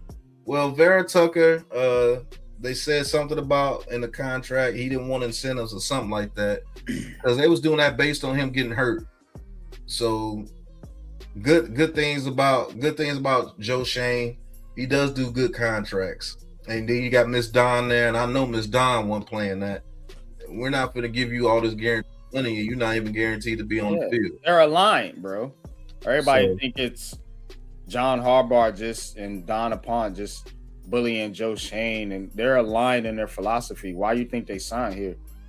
Yep. And then they are on whatever drug they on. I don't want it. They paid Bellinger and Wan'Dale Robinson over $100 million in their contracts. That is crazy. They on that Brian Dable pack. I told y'all that dude was a psycho. He's showing you. He's a fucking psycho. Yep. And then Brian Bain Jr. Oh, at 5? Woo. I don't know about that, Mr. Water. Thank you for tuning in. Hit that like and subscribe button for us. But man, that'd be kind of high for Brian Bain. But yeah, I ain't with the Brian Bain smoke. All right, some more guys that are still available. Clavon Chason, man, from first rounder. He's been up and down in his career. You can find a job, but it's not somebody I don't give him big money to. Now, this is a guy that a lot of people are talking about with the Giants, and that is Mr. Tyreek Woolen. Do you still go get Woolen after you got Newsome? Yeah. Can't never have enough corners, right? Look, I don't like Paulson or Debo. You know that. So, yeah, I will want Tariq Woolen. I want to put Paulson or Debo on the bench. I don't care how much money he's making. You know, and if you think Newsome can start and you can start him and Woolen, or maybe Newsome can't start and he's your backup. Either way it go, now you got depth at corner and you still got Drew Phillips, you know, depending on how they feel about him. You know, we talked about that earlier, but I think he's good money. And so, yeah, I'm still in on Rick Woolen. Now, the Giants probably ain't because of the contract. Now, you know, they're not penny pinching, but they're trying to be smart because, again, they're trying to think about who they got to pay down the line as well. Mm-hmm. You know, so you can't just give all your money to these outside players. And when your players come up, you in a situation that you was in, you know, before, and you can't pay your guys. So they don't want to be in that situation. You don't want to be in a situation where you can't pay Malik Neighbors or Jackson Dart or Cam Scatterbo or, you know, Abdul Carter or somebody like that. You don't want to be in that position. So you got to be careful with these contracts. That's a fact. Rick Woolen might outprice himself if he's looking for like $15 million a year. Yeah, it's reports that he's looking for anywhere between $16 to $18 million per year in a contract. And that might be a little too steep for the Giants. I'm not taking a 5'8" corner and putting them on the outside, man. I'm sorry. Boger the fur. I like him, but no, I can't draft him that high because they're saying he may go high second round. I can't draft that guy, and he's only 5'8". Yeah, Pons from Indiana. Good player, but I just can't draft him that high, bro. All right, some other players. Caden Ellis, a linebacker, one of the league's top pass rushing linebackers. Anomaly, man. I think he could be good in a certain system, which that Falcons system had him, you know, I think in the right position. We'll see what he gets. Juwan Jennings, mentioned him. So let's talk about this guy that was a bust for the Bills. Joey Bosa, man. This is another dude that we can't get. Not can't get, but can't stay healthy, bro. What about this guy, man? You think he still got something left in the tank, man, Joey Bosa? His brother, by the way, getting hurt too. I think I think those dudes got paid. I always felt like they were kind of overrated, personally. Good players, excellent. You know what I mean? I think Nick is better than Joey, obviously, but Joey Bosa's washed, bro. Oh, we got some breaking news.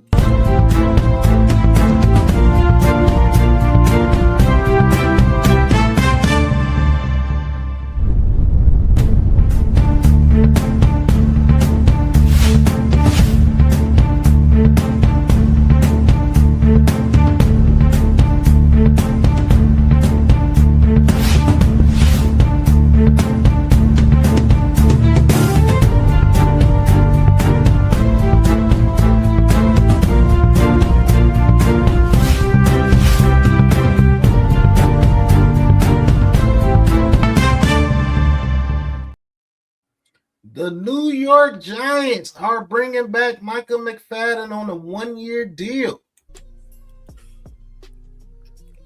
Wow. Okay. So, not a huge signing, but let's just say we have a starting tandem of Michael McFadden and Tremaine Edmunds. Can you live with that? Can the run defense live with that? I don't think so. I think you still need another backer. I'm not a McFadden fan. I'm sorry. Any linebacker that can't finish on a tackle, now, if he gets in this system and they can actually get him to finish his tackles, I think he's a good enough linebacker to be serviceable for you. But again, he is coming off an injury. Didn't play last year. New system. You need another linebacker. So,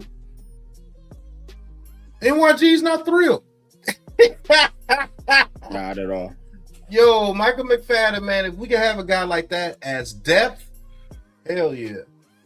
Because I'm with you on that. I'm tired of having guys like this as starters. We got Tremaine Edmunds, but at least get somebody of his caliber, so that at least you don't have to rely on him solely. You know what I'm saying? But the thing is, he's playing off ball now. He's not. Well, he was doing that with Bobby Okereke, but Tremaine Edmunds is way better than Bobby Okereke, in my opinion. When you need him to do what he needs to do. Yeah, but you still need that other guy. That's reliable, bro. He's just not a reliable tackler, bro. I can't live with that with my linebacker. You know, it's bad enough to live with it with your cornerback. You know, your corner, you want him to, you know, intercept passes and bat passes down and shit like that. But you know, if he can't tackle, it's not the end of the world. But your linebacker, bro, you gotta bring. Come on, man. But he shoots the gap very well. Yeah, I'll give him that. He shoots the gap very well. I need him to tackle. Well, Mr. Diela has a question for you, NYG. He says, NYG, let me ask you this. Do you think the D-line made our linebackers look worse than what they really are, specifically in the running game?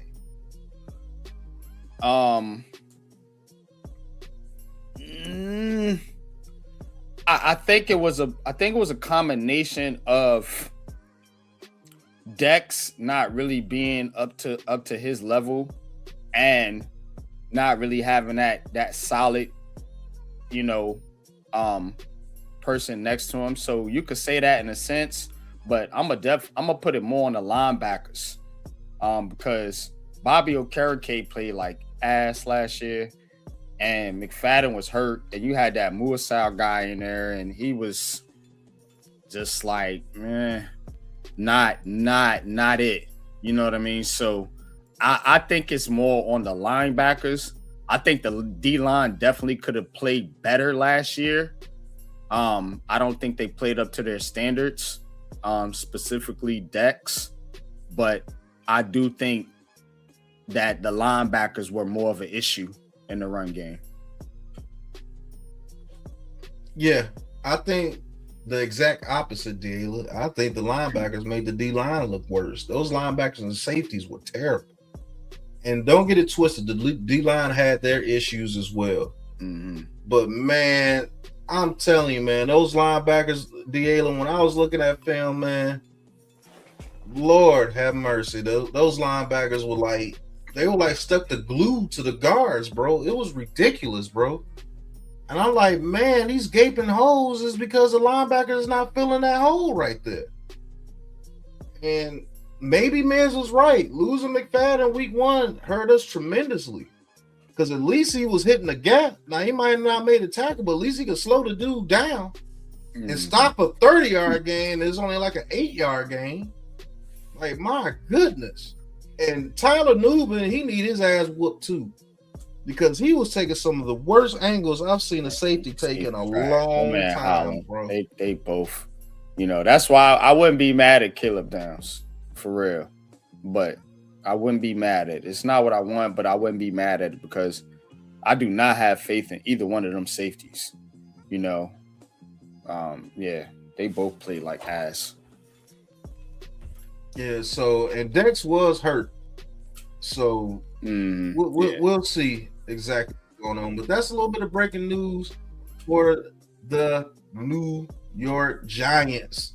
Micah McFadden back on a 1-year deal, man. Good depth. All right, so we got some other guys out here. This is a guy the Giants may want to consider. We see Tyreek Hill up there, very good receiver. Hopefully he gets back healthy. Bradley Chubb has been injured and underachieving since he was drafted. Nick Chubb's little brother. Elton Jenkins from the Packers, the Pro Bowl center, was released yesterday. Yeah, I seen that. And this is a guy that you could probably get around the $15 to $18 million range. We're still in Giants mode a little bit right now. What do you think about this guy, man? Do you think you could bring this guy in here, and then you may have to release JMS and get $3.5 million back and bring this guy in? Because he's a mauler. Like, this dude's good. Yeah. They talked about improving the offensive line. So again, bringing Jermaine Eluemunor back was important, but you pretty much back to square one. You know what I mean? Basically, you just didn't take a L. So now you're talking about improving the offensive line. You got to improve that center and those 2 guard spots. You have to, bro. Now if you want to keep running around for another year, I can live with. You know what I'm saying? Because at least he can pass block. But that right guard and that center, man, like, you really need to do something with that. And right now they haven't. So if you can get the center and say you trust Marcus Bowe to be a right guard, okay. If you can't get the center, at least get Wyatt Taylor. And then use Bowe as your backup, your swing tackling guard, which I like better. So, getting this guy, if you can pull off getting another guard too, great. But given that he's going to cost you what, you said 15, 18, that's going to be it for you. So, again, I'm going to kick it back to you. What's more important, that center or that right guard spot? I'm looking at that right guard spot, man. Yeah. Yeah, I'm looking at that right guard spot, and you're right on Wyatt Taylor. For real. Wait a minute. You see, this is you my guy, man. But come on, bro. Oh man, he ain't making $100 million, bro. Like, he's not. Well, he's making $100 million, obviously, but he's not. He don't have that type of. He has no. Yeah, he has no. That was the ultimate free agent contract bust of all time. That Albert Haynesworth contract. That was one of the all-time bust, worst free agent contracts ever. You know what I mean? I don't see Dex up there anywhere near that. What one season where Crazy. he's not playing Out of his mind. He's Albert Hainsworth? They hard on What? Dexter Lawrence, boy. I don't know what happened. He What fell is out of wrong- favor. What is wrong? with What the is fan wrong? base. What's wrong with this fan base, bro? Fell out of favor with the fan base. It's 1 called Dexter's year. fault. Yeah, it's his fault. You want to try? Talking about people don't respect him no more. Hey, what? like I don't get it, bro. That's why dudes love when they get out of here. I mean, that is true. But Albert Hainsworth, bro, come on, man. Nah. Come on, bro. You got the next DT, but you got to let the DT become the DT, right? Or you let Dexter Lawrence move on. I understand where you coming from, but he bro, like that's all you got right now on the D line, bro. Those other guys are edge rushers. They're basically linebackers. Dexter's now we got to pick a defensive tackle on the first. Okay. All right. We'll see. Man, that's tough. But you got a couple of old ass quarterbacks out here with Geno Smith, Kirk Cousins, and Aaron Rodgers. I'm not touching them with a 50-foot pole, but hey, they'll get somebody. You got DJ Reader. That's a guy that you can consider bringing in to back up Dexter Lawrence. DJ Reader, he's actually pretty good when it comes you to need a run stuffer. That's what you need, man. Yeah. You know, you need a run stuffer. So that's a good run stuffer. You got one of my favorite guys out there, Deebo Samuel. I think people are underrating him. I think he was good for the Commanders. Yeah. What you think you can get him for? Probably around $10 million. Take him from the Commanders. Yeah, bring 1 him year, in $10 with, million. With neighbors, and then you draft. Man, you know how tough of a team you have? Yeah, I kind of like that. I kind of like that move. Because Debo can play that slot role. Yep. So you got Stephon Diggs. So you say you wanted last year. He's available again. Hopefully, whatever he's going through with his I don't know about this, bro. Yeah, whatever he's got going, choking out chefs and stuff. But he got a lot of drama going on with his personal life, and the Giants might not want that around. They you know how they like the little clean image type shit. Yep. So you got a couple of edge rushers out here, AJ Espinosa and Hassan Reddick and Arnold Ebiketie. Hassan Reddick, man, he's been crazy since he had that 1 year with the Jets. I don't know what's been going on with him. Ebiketie, he's a good depth piece. AJ Espinosa, a very good depth piece, can start for you if you need him to start. I like those guys. Couple of quarterbacks in Cater Kohu and Nashawn Wright. No way, no how I'm bringing them in to start for my team at the outside. Nashawn Wright had a good year with the Bears, but I think it's that system. When he actually is lined up one-on-one, he's not that great, and he can't press. He's too small, even though he's 6'4". He's too slender, man. They're going to get in the slender man over here in the NFC East. Couple of guys that the Giants fans like, Leo Chanel would definitely like him to come in here. Maybe you can bring him in as the other starter on other Tremaine Edmunds. He's a very good linebacker for the Chiefs. David Njoku, your guy. Yeah, they're not getting Njoku. That would have been nice, but you know they got Likely, so I ain't mad I'm not mad at. I ain't mad at that. We needed a weapon, so I ain't mad at that. Wyatt Taylor, there's the guy that a lot of Giants fans want. We already got Greg Newsome. He's there. Calais Campbell still playing. That man is 40 years old. Good God. Still effective, too. Man, still effective. Crazy. Javon Hargrave has been a bust for the Vikings when they signed him to that big deal. He hasn't been doing well over there. Jadeveon Clowney still hanging around out there, man. Let's see what he does. You know, he actually started coming along last year for the Cowboys towards the end of the season. We already talked about Taylor Decker. Joe Bitonio, I think he's 34 years old. Very good guard. What do you think about him, man? That's somebody you might can get. That's somebody not a lot of people not talking about. You know, if they lose out on Wyatt Taylor, he may be somebody, you know, that you can get and you could still slide in that spot.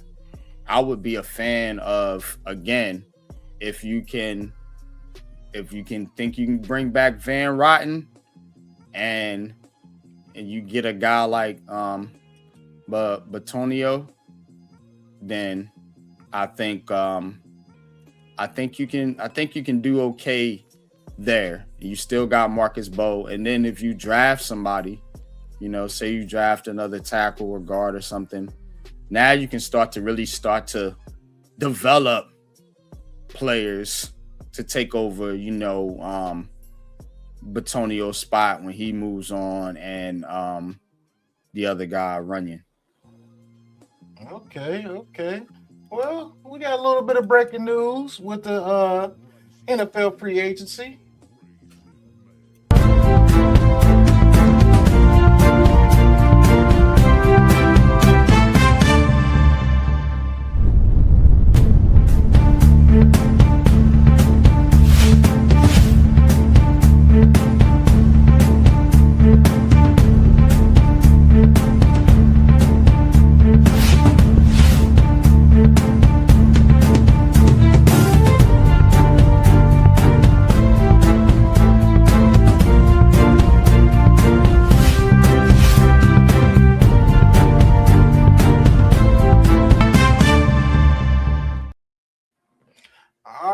So the Houston Texans have agreed to a 2-year, $13 million contract extension with Kami Fairbairn. Kicker becomes the highest paid kicker in the NFL. Man, these special teamers, these kickers are getting some bread out here. Yeah, man. Yeah, they getting paid. There you go, young blood. Getting paid. Right. Man, they are getting some bread out here. $13 for a kicker. But he is very good, man. Not gonna poo-poo him, man. That dude's very. You know why they emphasizing this, man? Because you seen how wild the special teams was last year. You know what I'm saying? With all the rule changes and everything, man. You seen kickers going crazy, missing kicks. You seen, you know, block punts. You seen a lot of special teams errors. So I think teams is, you know, taking that to heed, and these kickers is like, well, you want a good kicking game, you better pony up. Yeah, so Texans bring in their kicker. They signed their guy. Special teams intact. So we'll talk about a couple of people here. And I want to throw this out there, man. And Miz, I wouldn't laugh at you about them bringing in Calais Campbell. I wouldn't be mad at that. Man. You need some veteran leadership, and maybe you could teach some of those guys on his way out as far as a career how to play some defensive tackle, man. And him next to Dex will be pretty doggone vicious. I will say that. So he's a good guy. Just like Cam Jordan, who's like 38. Cam Jordan can still play, you know. But they're going to go to a team where they can win. So I don't think neither one of those guys would actually be a Giant. But let's talk about Trevon Diggs, man. The former All-Pro cornerback from the Cowboys that just fell out of favor out of nowhere, man. What do you think about him, man? Trevon Diggs, yeah, not a fan. Think he's another overrated player. Look, Cowboys ain't bringing you back. I don't know. You know what I'm saying? Because one thing about the Dallas Cowboys, you know, hey, the New York teams, Jets are Giants. But yeah, I'm not with Trevon Diggs, man. If you're going to get somebody like that, go get Rick Woolen, man. Go get Rick Woolen if you want to get another corner. But yeah, I'm definitely not on the Diggs trade. Looks like Darren Waller's back out there as a free agent. Yeah. You know, he did a little bit for right. For the Dolphins last year. He was actually getting busy. Yeah. On the Dolphins, you know what I mean? On the Dolphins. You know what, King Chris? Yeah. I think that dude will be a vicious safety as far as a deep safety, because that dude's tall and fast. Yeah. Now, he's not going to be a tackler. He's got instincts, you know what I'm saying? But the corner ain't working for him, bro. Because, man, he be getting cooked out there. Cooked, bro. And it's kind of like, all right, like now at this point, you know, and you don't see a lot of these corners do that no more. They used to do it all the time back in the day, but you know, when you do lose a little bit, you know, because he's had injuries too. When you do lose a little bit, you know what I'm saying? That is your best moves to switch to safety. Who did it? Who was it? It was somebody. I can't remember who was it. It was one of them dudes that's a good safety, but he was a corner. He switched to safety. Oh, there's been a lot of dudes that have done that. Minka Fitzpatrick did it. I'm thinking of like somebody like from back in the day, though. I'm trying to think. Rod Woodson did it. Rod Woodson, that's who it was. Rod Woodson, that's what the fuck I was thinking about. Yep. All right. Yeah, he did it. He did it for the Raiders and the Ravens, man. Yep, because he was a corner. Yep, and he went to safety. All right, so we're gonna talk about a little bit of a subject here, man. This is going to be a Big Pat Sports Talk React segment here. We're going to talk about a team that's done a whole lot this free agency, man. And do these moves make them any better? Let's talk about it.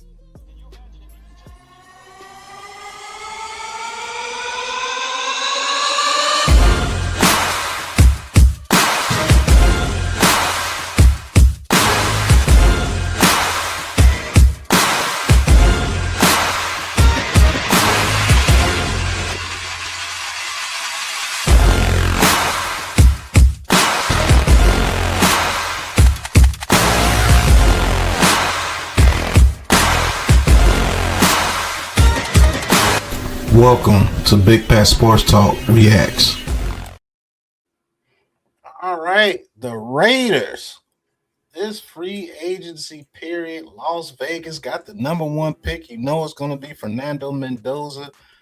But as of today, the Las Vegas Raiders have been the most aggressive team in free agency, committing over $280 million in new contracts during the opening 24 hours of the legal tampering period. Man, those dudes went crazy.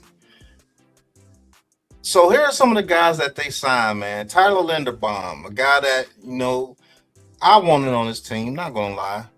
But 3 years, $81 million? Nah. Heck no. Almost $27 million a year. Then they go get Kwity Paye from the Colts, who I believe has underachieved so far with the Colts. They signed him to 3 years, $48 million. Then they go get Quay Walker from the Packers, 3 years, $40 million. Nakobe Dean from the Eagles. Thank you, Raiders. Get him out of here. 3 years, $36 million. Jalen Naylor from the Vikings, 3 years, $35 million. And then they re-signed a couple of their guys, Eric Stokes and Malcolm Kuntz. Eric Stokes gets 3 years, $30 million. Very good corner when he's not hurt. And then they traded for Teron Johnson from the Bills, another corner, and stole the Colts kicker, Matt Gay. What do you think the Las Vegas Raiders have done, and do you like the moves, or did they do what Miz said? Overpay.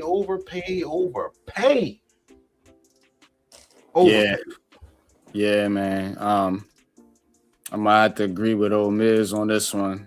This is massive overpays, man, on a lot of them dudes. And to be honest with you, I'm kind of glad they overpaid. You know, I mean, it keeps your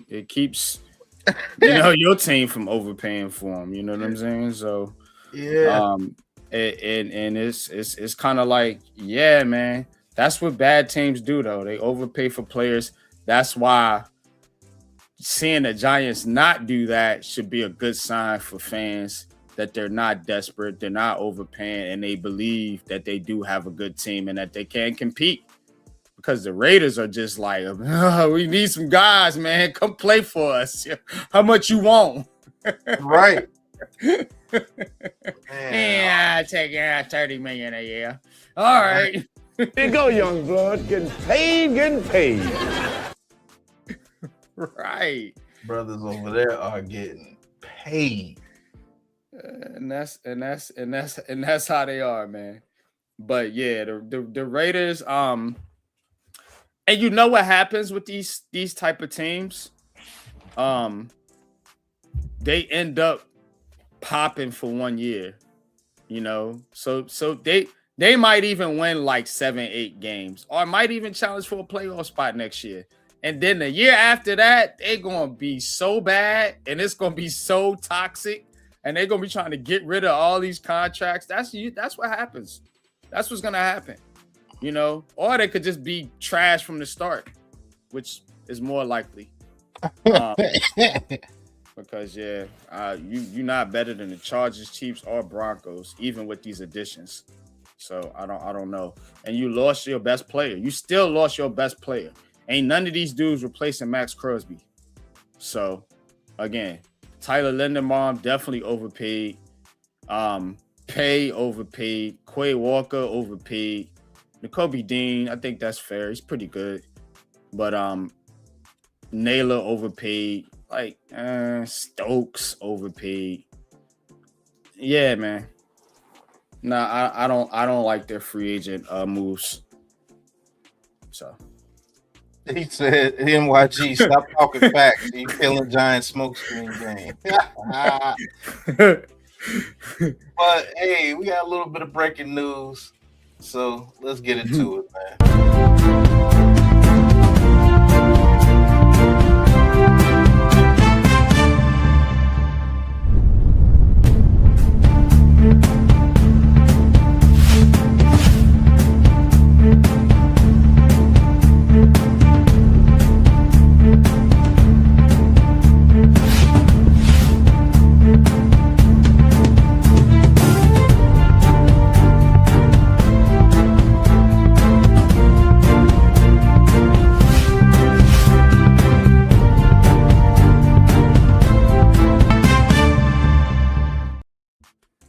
All right. Breaking news. The Panthers have released defensive tackle Ashawn Robinson to create $10.5 million in cap space. Y'all remember that name, man. Ashawn Robinson. I would love to bring this guy back. You could get him on a prove-it deal, maybe 1 or 2 year deal, right around $8 million. That's a dude that will pair with Dexter Lawrence. You can have some problems out there. Very good against the run and can give you a little bit of pass rush, man. The Panthers had to release him to create some cap space. What do you think about Ashawn, man? I actually would love to sign him. Yeah. I think this is one of those moves that smells like New York Giants, because it's a guy that's a veteran, knows what to do. He can play and he's played in multiple systems. So, and he's played with the New York Giants with Dexter Lawrence. So that is something that you can definitely, start to build on, and you still got your young guys in the fold. So again, you just need somebody solid in that spot. You don't need a superstar. I know the Giants fans and, a lot of fans, they want, A+ players at every position. But I do think that a guy like Ashawn Robinson, you guys talked about Calais Campbell's and Cam Jordans and players like that. I do think these are the type of guys you need. solid veterans on this defense to go along with some of the young dogs that you got. Those dogs, and they can learn from the vets. While the vets just go on there, lunch pail, do what they do, go to work, and get you off the field. But A'Shawn Robinson is one of those dudes that's definitely going to do that. The Panthers got a real good deal on him. Only giving him $10 million, but they had to release him, like you said. So what are you going to pay him? You ain't going to pay him $10 million. So the Panthers wasn't paying you that. So if you can bring him in for $8, I'd be able to get him for the 5 to 6. You know what I'm saying? Yeah, that's pretty good. That's pretty good. Yeah, I think that'd be a pretty good pickup for the Giants. But Diala, he says, talking about the Raiders, he says, man, they just picked up 2 firsts. They have Bowers, Genty, and they're about to get Mendoza. I'll keep an eye out for the Raiders. So what are you saying? Are you saying this? Playoffs? Don't talk about it. Playoffs? You kidding me? Playoffs? Man, them boys out there in the AFC West, they got the Broncos, the Chargers, and the Chiefs to worry about. Like I said, they'll pop for a season. They'll look okay in that first season with Mendoza, because a lot of teams do, and you infuse a lot of veteran talent, and you have a rookie quarterback that nobody really knows. They're trying to figure him out. And if you build a strong running game, then you can kind of hide your rookie quarterback a little bit, and you might be able to steal a couple games. But even if they do pop, I don't see them winning no more than like 7-8 games. I don't think they're gonna be no 10-12 win team. Shit. Hell no. So, hey, listen, man. This is the NFL on ABSN free agency frenzy, man. We've been going 2 hours. We're going to come back after a little bit of commercial break, man. Give us a chance to get some water or get you some snacks and everything out there. And we're going to go through the home stretch of the NFL free agency period, free agency frenzy. Ain't too much happening like it was in day one. Shout out to NYG for holding us down on day one, man. It was absolutely amazing. I was watching it at work. But we're going to go into some commercials, man, and we're going to be right back after these messages. So kick back, go get you some snacks, man, and come right back here, and we're going to talk a little bit. Breaking news. Braden Smith reaches agreement with the Texans. Hey, they want to protect C.J. Stroud for once. About time. We can talk about that after we come back from the break, man. This is the NFL on ABSN, man. Y'all better get in and like and subscribe, man. It's dope production, man. Let's get it.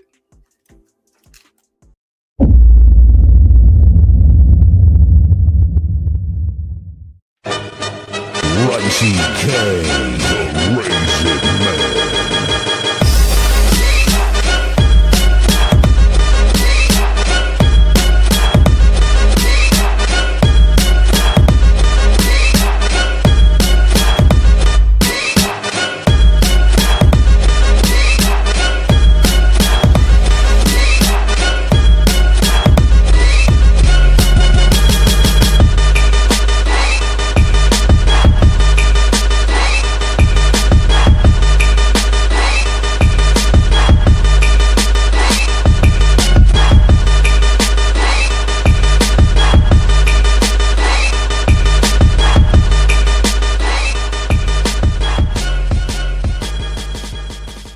You've got ideas, but it's time to make them unforgettable? K&P Productions brings your vision to life with pro-level video editing, eye-catching thumbnails, custom logos, and branded backgrounds, all done virtually. Hosted a live stream, we handle the production in StreamYard, from smooth overlays to polished graphics. And if you're ready to level up, our 8-week content creator class gives you the skills, strategies, and confidence to grow fast. K&P Productions, virtual, professional, unforgettable. Book your virtual services today at K&P Productions.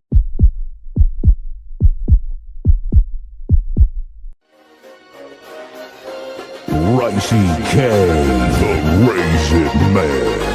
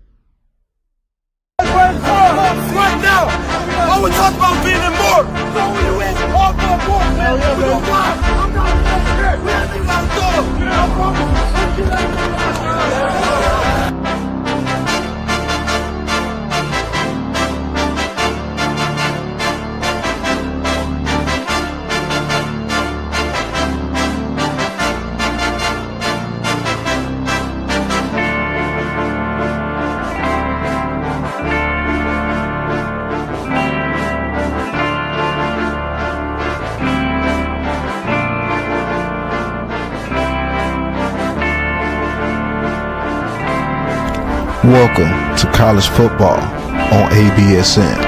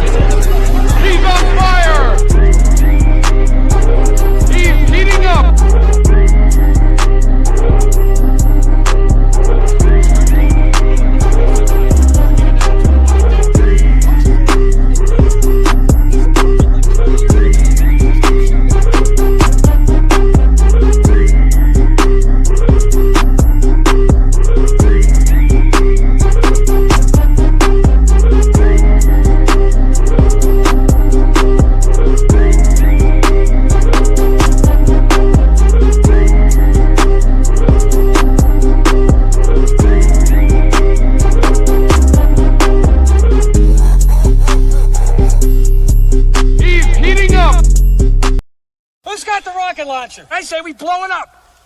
Now fire that thing.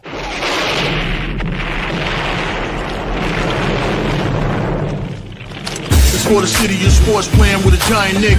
With my man S. Guard. That's him. You feel the vibe? That's me. We going live. That's us. That like button shared, you been subscribed. Stadium. That MetLife, Big Blue, home of the Braves. Yeah. That turnpike, you can see that's where the game's played. NFL one day, then it's the NBA. Madison Square Garden, that's where the Knicks play.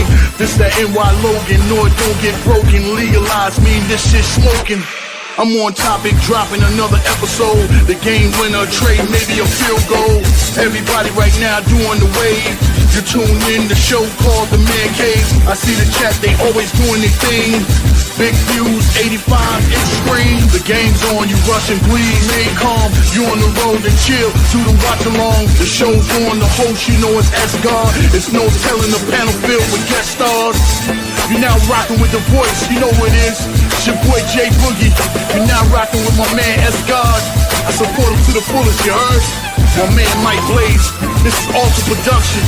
What that mean, we about to alter everything that's playing. Tune in, my man S.God. Support the show. Subscribe, share it. Most importantly, hit that like button.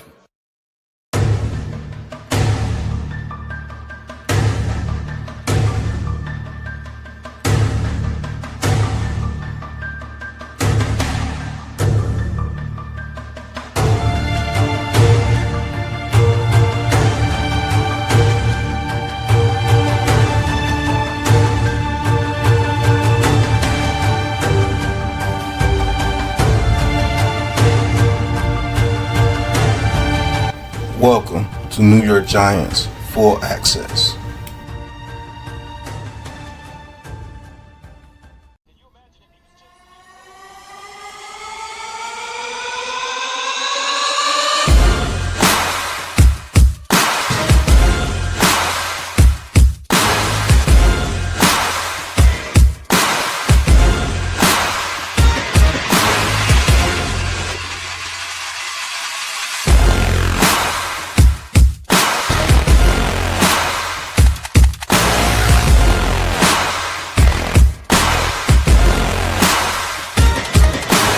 Welcome to Bigpatssportstalk Reacts.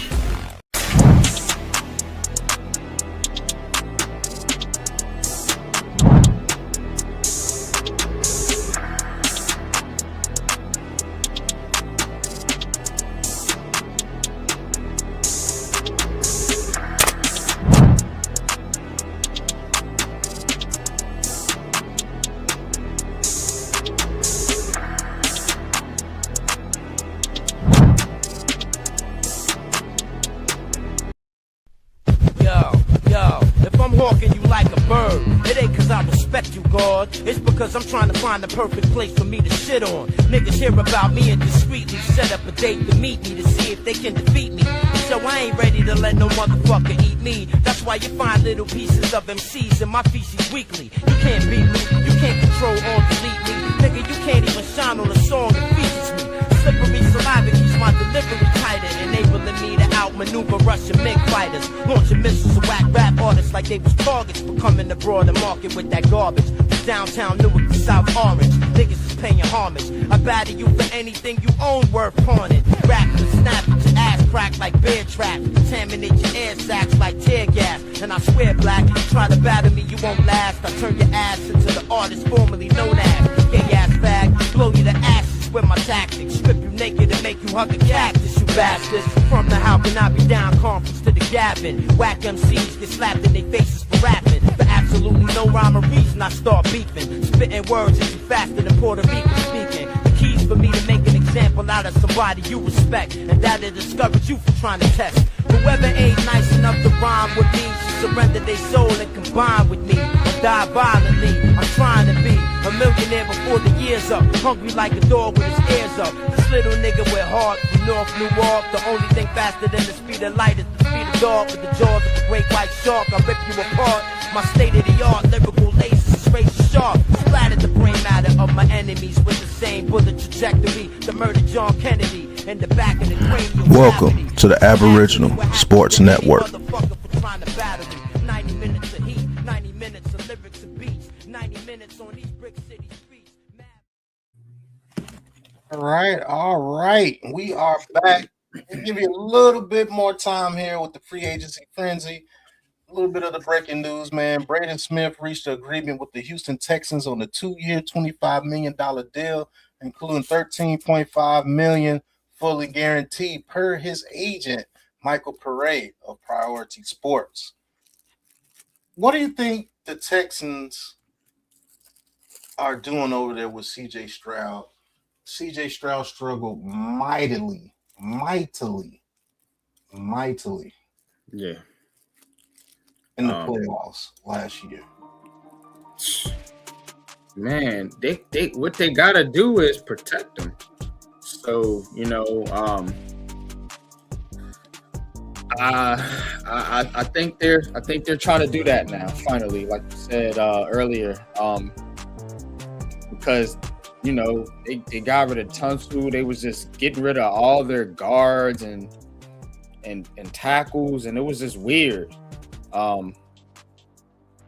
And again, that defense held them down, but yeah, the offense struggled because they couldn't protect their quarterback, and a lot of people, you know, having doubts about CJ Stroud, which I still think he's a good quarterback, but I just think they didn't do him no favors, you know, and I don't know what that was about. Maybe it was about money or, you know, locker room issues or whatever, man, but they just basically unloaded all their offensive linemen last season, and now they trying to, you know, get back with they loss. Oh man. Breaking news, bro. Wow. Oh, more breaking news. Wow.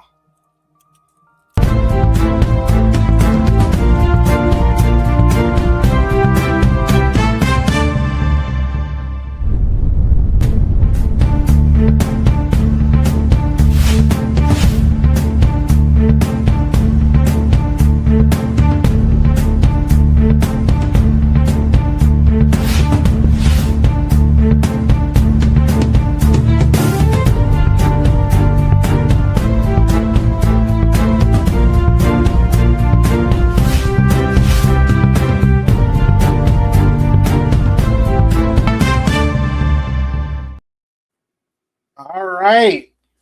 NYG, one of his favorite people. Applehead, man, goes to the New England Patriots.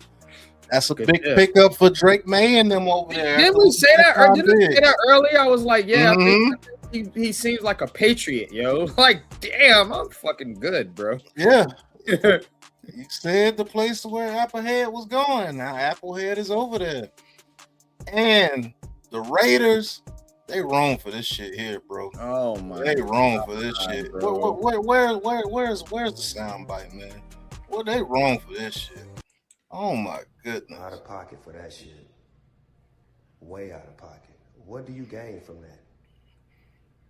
They send Geno Smith back to hell. They sent Geno Smith to the Jets. Adam Schefter reports the Raiders are sending QB Geno Smith with a 2026 7th round pick to the New York Jets in exchange for a 2026 6th round pick. Smith returns to the team, which he started his NFL career for in 2013. 13 years. But here's my thing, bro. You know, because I cover the Jets too, right? So look, man, why are you trading for Geno Smith? Why are you trading for anything, bro? I'm not giving up a hamburger for this nigga. Like, for real, bro. Man. It ain't no disrespect to Geno, because you know what I'm saying? Geno had his comeback and you know, he went to Seattle and went to the Raiders and did his thing or whatever. But man, I'm not trading you shit for Geno Smith. What? Wow. That is criminal. Man, shout out to Pat, man. Good to see you, brother. Hope you're doing well, man. Shout out to Pat, man. Good friend of the show. Man, won't you come up and talk to us a little bit, man? Especially during this Giant season, man. You might be excited. We running the ball this year, most definitely. Yeah, this is crazy. The Jets finally have a QB. All right. Go ahead. Oh my God. That man was throwing pick after pick after pick after pick last year. Man, he was throwing more picks than Kenny Afro Pickett's.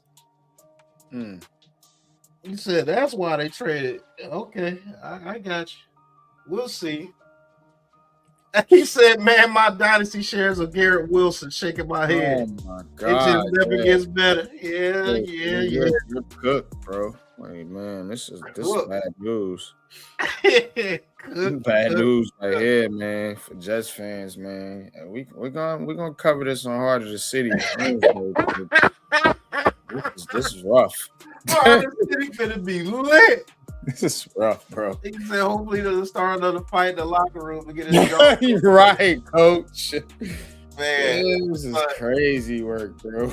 Let's get a little bit of positive energy, man. And look, another quarterback that you were talking about, NYG, Mr. Malik Willis, signed with the Dolphins to be their new starting quarterback, man. You talked about this guy years ago when he first came out in the draft, and I said he needed to go to a team to where he could sit and learn, and I think he will be successful. Never said the kid was bad. I just knew that the Giants would be a horrible situation for him, and he went to the Titans, and it was a horrible situation for him. So he goes to the Packers, and actually he played pretty doggone good. Hey, the Giants saw firsthand what he can do. And now he's a quarterback over there with the Dolphins and the system over there, wide open system. Talk about your guy for a little bit, man. Malik Willis, man, goes to the Dolphins, man, on a new deal. I think 3 years, $67 million, something like that. Very good deal for him, man. Proud of him. Went through the trenches, went over there, learned, and now he could be the starting quarterback of a franchise, and I think he's ready, man. But talk about him. Look, man, I try to tell people about Malik Willis, man. Like, the dude had, like, I scouted him. You know what I'm saying? Like, you know, I actually did the film breakdown and everything, man. Like, he had the skill set to be, you know, a first-round pick. And people was laughing at me, you know, when I was talking about taking him to the Giants. But never mind that. He goes to the Packers after getting out of Tennessee, which quarterbacks go to die. He gets out of Tennessee, and he finally gets with a coach and in a system where he can develop. Like a lot of these quarterbacks have been doing lately. You've seen the Sam Darnolds. You've seen the Baker Mayfields. You know what I'm saying? Have success. So when they get in a system, you know, that they can learn and grow in. So now going to the Dolphins. The good thing about him going to the Dolphins is continuity, because you got Jeff Hafley there, was the defensive coach of the Packers, but obviously he knows what Malik Willis can do. He had to go against him in practice with his defense. So he knows about the kid. He knows, you know, should know his strengths and weaknesses, so on and so forth. So that is a good situation there for Malik Willis. And you got Jalen Waddle. You got A-Chain. Malik Willis is a running quarterback. So that running game is finna be lit in Miami. It has been the past couple years with Tua's punk ass, but now it's about to be on fire. And that bodes well for you in the AFC East when you got teams that like to pass the ball. I expect New England's gonna start passing more, and you know what Buffalo can do. So I think Miami might be cooking a little bit over there, man. And now they got some holes to shore up for sure. You know what I mean? And you did lose some pieces, but I think this is a good get for them. Okay, yeah, I definitely do believe that is a very good get for those guys, and hopefully he does well over there with the Miami Dolphins. It is the Dolphins, but it's better than the Jets. It's better than where Geno just went. But what have the Dolphins done consistently? They've always had good offenses. You know what I'm saying? So I think he's gonna have a good look, bro. If Tua can do it, so can Malik, man. That's a fact. And man, speaking of Tua, the Falcons, bro. Oh my God. The Falcons need their ass whooped. They need their ass whooped, bro. They signed freaking Tua Tagovailoa. They make some of the boneheaded decisions. And now you got a quarterback that is on the verge of what they call CTE, and a quarterback that has no knees. 3 torn ACLs with Michael Penix. Falcons fans are pissed off right now, bro. Mm-hmm. But Yeah, I think Tua is gonna get ate up over there. What the Falcons, bro? Yeah, you see what Carolina doing with their defense, and you already know Tampa gonna be what they are, and New Orleans. I mean, hey, they doing what they need to do too. Yeah, you might be sleeping on them. So, yeah, I think the Falcons are cooked, man. They are cooked. But I would take Bijan Robinson because he's gonna get a lot of targets and he's gonna be running the ball. That dude gonna have them there. Oh yeah, 2,000 yards, purpose yards. Man, hell yeah. Hands it off to Robinson. Yep. Hand it off, sir. Hand it off, sir. All right, JC NYC, thank you for the $2 super chat. He says, bring in Ashawn Robinson, 1 year veteran minimum or a little more money. Hey, we said that, JC NYC. We on the same wavelength, brother. Pap says Mike Evans to Niners is big energy. Yes, it is. Yeah. Mike Evans is going to shine over there with the 49ers, bro. Get your shine on. Hopefully you get another 1,000-yard receiving season, man. That dude's a Hall of Famer, man. One of my favorite receivers watching over his career, man. He had a career like how what's my boy from the Cardinals, Fitzgerald. Yeah, he was just consistent his whole career. Mm-hmm. He was dope, man. So, and he got a 3-year deal, so the 49ers have him in the plans for a little while. Hey, you know what? Let's do a little bit of Giants news right here, man, with these guys here. These guys are always talking crazy.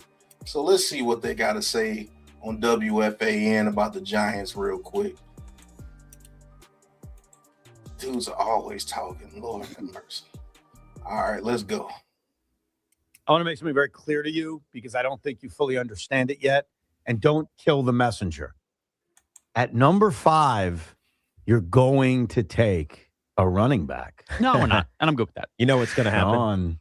You are. No, we're not. If you want to make a prediction right now? Yeah. I did Giants are trading back. Oh, I agree. You got me all excited. I thought Tiki was going to double that and say, no, they're trading back. I feel it now. Oh, did you? I feel because there's nobody that they need at number 5 right now. And so what they can do is trade back, get some other assets, get a viable whatever the position may be, cornerback, etc. later in the first round. By the way, it makes sense. But what you just said also leads into why they're going to keep it and take Jeremiah Love. Because they're not going to reach for a corner at 5. They're not going to reach for a need at 5. What they're going to do is take the best available player. Right. And trading up and trading back is so cool, but you need a partner. You need someone who wants to do it. Mm-hmm. You need someone who's aching for it. I don't know if that's there. And I think if they sit there at 5 and say best available player, and remember, they have not added a running back to this running back room, and they're trying. They made an offer on Kenneth Walker. I believe. Did they? Yes, they did. Yeah. I believe. You're right. Did they? I'm not doing this to troll you. I honestly think we're going to have it happen. You're taking Jeremiah Love at 5. I think it's a great move. I think he's a tremendous talent. I want to make some. So, he's an idiot. The reports is that this guy believes the Giants are going to be taking Jeremiah Love at 5, and he's not a complete idiot. They did make an offer to Kenneth Walker. It's just the Chiefs' offer was so ridiculous. Yeah, they ain't make no real offer, man. They just poking around, bro, like everybody else. They poked around. I think $15 million was way out the ballpark that John Harbaugh and the Giants wanted. They was trying to get a Derrick Henry type deal. How they got Derrick Henry in Baltimore? Exactly. $10 million. It was like $10 million a year. Yeah. So, and I mean, if you get him on 3 years, $30 million, I ain't mad at that. If you get that type of deal, then yeah, I mean, of course it makes sense, bro. But no, we on 14, 15, 16 million, man. Why you doing that? So, what do you think about what they're saying? There was a couple of different things. This guy believes Jeremiah Love at 5. Tiki believes that they're going to trade back. What do you think the Giants should do at pick 5? You know, we can go a little bit about this and then we'll end the show. What do you think they should do at 5, man? Honestly, in your honest opinion. We ain't talking about Jeremiah Love at 5. That's a whatever. If they do it, they do it. If not. But what do you think they really should do at 5?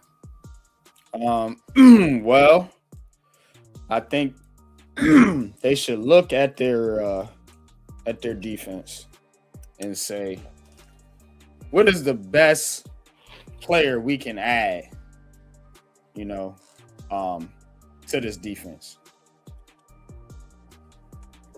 And the reason I say the defense is because you are closer to that side of the ball than you are on offense. I'm going to keep saying that. You're closer to having a dominant defense than you are a dominant offense. And with a dominant defense, what can you do? You can keep games close.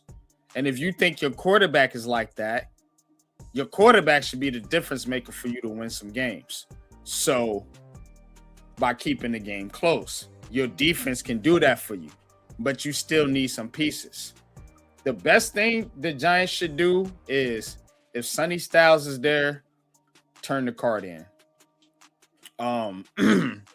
He is going to be a player, I believe, that can be a decade-long player for the New York Giants. Linebackers, again, it's not a position of high value as far as them getting like super crazy bread. So if you have to re-sign him, you're not re-signing him to quarterback money or even edge rusher money. You know what I'm saying? So it makes sense in the long run. That's why I say I think he can be a decade-long player if healthy, because he's got the skill set and the attitude to succeed in New York with the Giants. Now, you talking about Jeremiah Love. What about a receiver? That's another conversation you can have now. They haven't done anything at receiver as of now, other than bringing back Isaiah fucking Hodgins.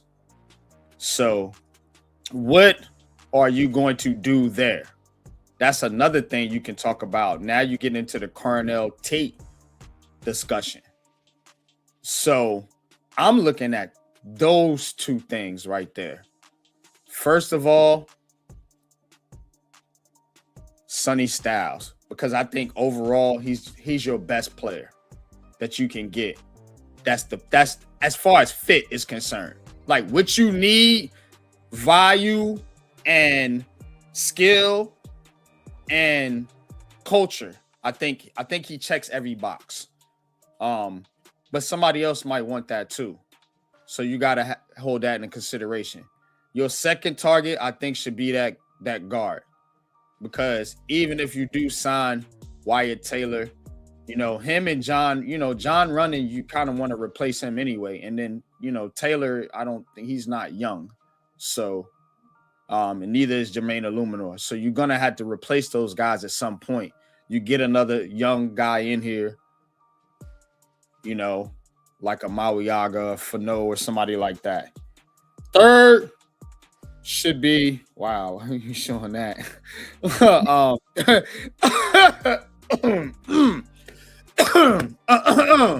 But third, you got to think about wide receiver, bro.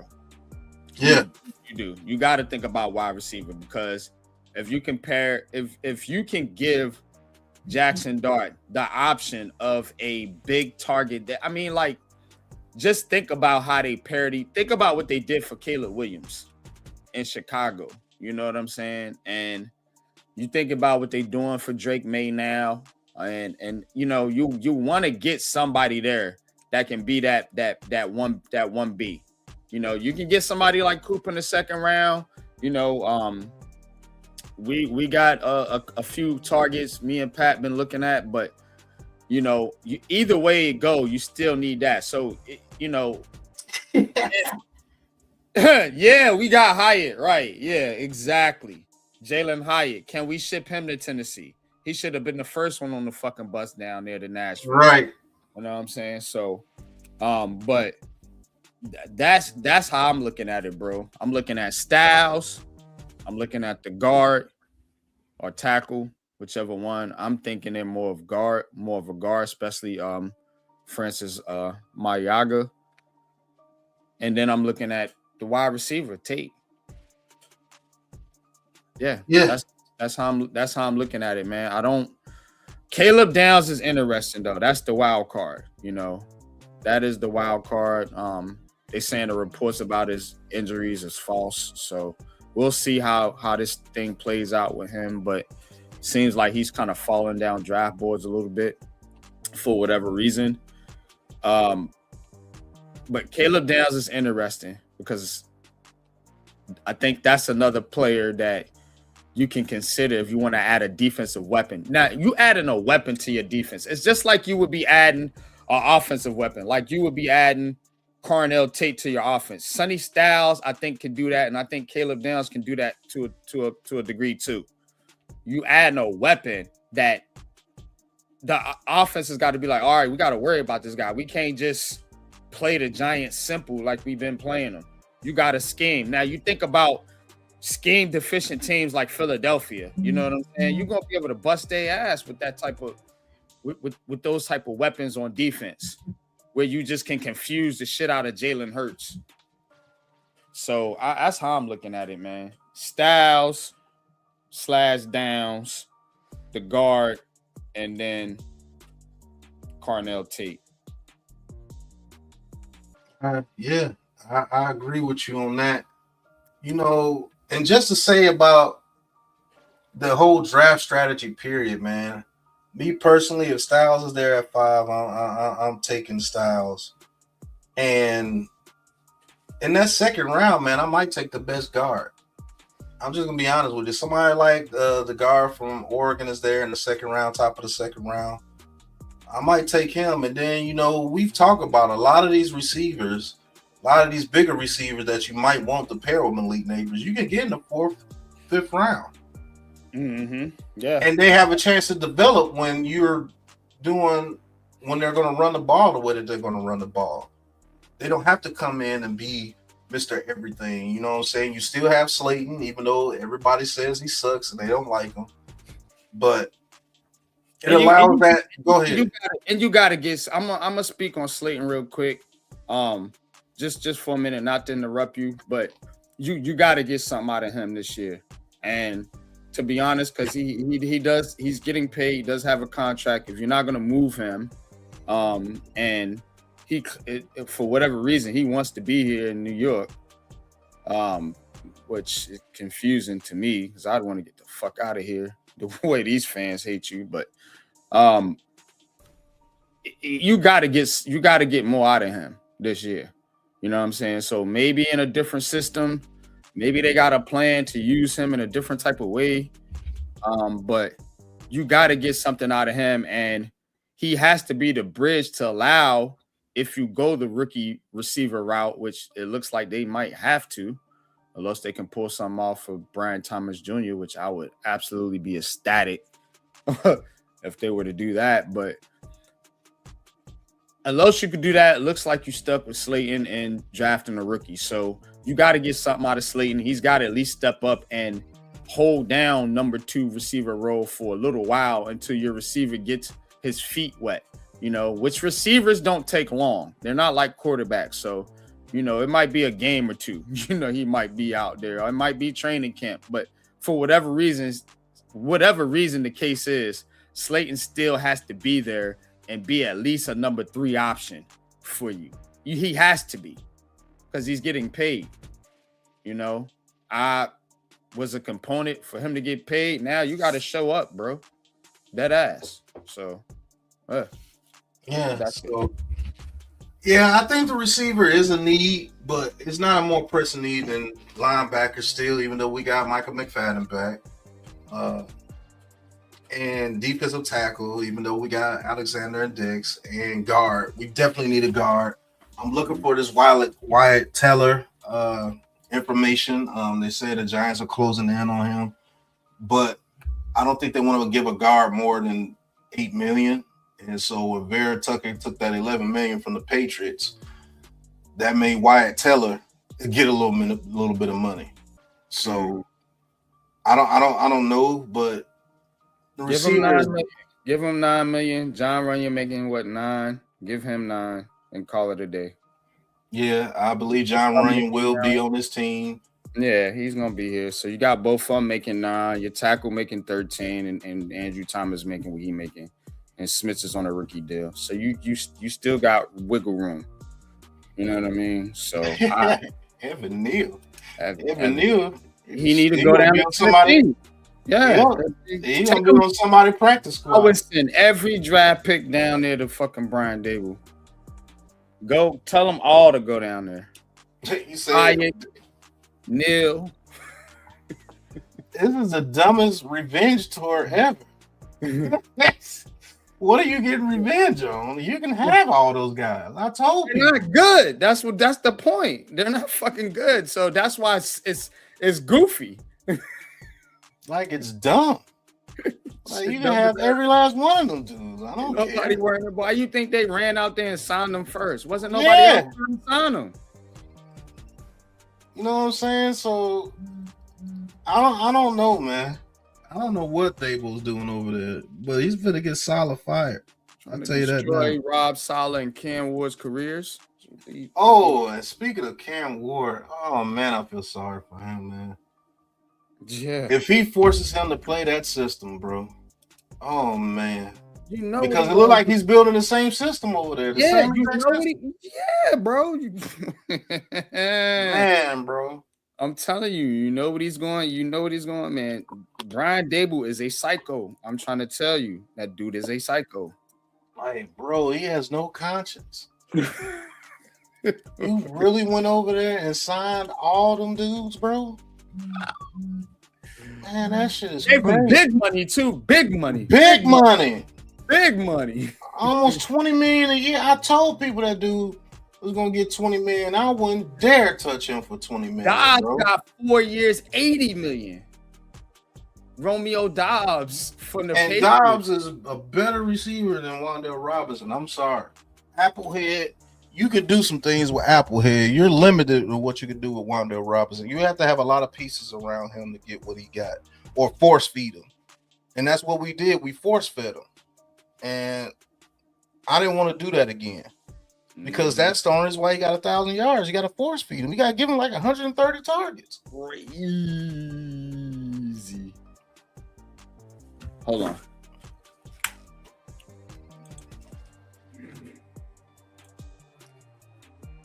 So, yeah, Applehead, you be wearing that big helmet on the field, man. Bro, we're not going off stats. So shout out to you, Angel Valentina. Hit that like and subscribe button for us. Everything's not just about stats, bro. It's about how you get those stats and how did he get them. He was force-fed the ball, bro. He's not a number one receiver in this league, bro. He's just not. Yeah, stats ain't going to cut it, man. That dude was his stats was what do you call it? Inflated. Yeah. Of the amount of targets he got, and he wasn't even really getting no yardage on those targets. So especially in that first season, not this past year, but the year before that, when Dable was here the whole year, when he had the 140 targets. So and had like 600 yards. Yeah. So again, his stats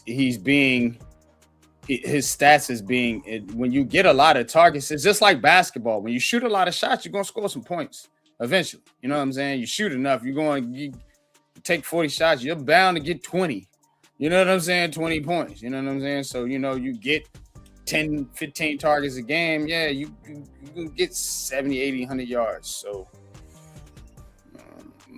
Wan'Dale Robinson is just not. It's not. How is he better than Romeo Dobbs? Explain that to me. Nah, Dobbs a better player to me, but I'm unpopular playing sports. Yeah. Yeah, most of those yards came in 3 games against the Cowboys. I think twice. Well, no, the Cowboys and the Lions that one game. He had a good game against the Lions. Look, come on, man. Like, stop it, bro. Like, I'm not saying he's a bad player. He's just not. He's not good as Dobbs, bro. He's not a dude you can line up to the outside. You can't do that with him. He's limited. Yeah, I'm not a fan, but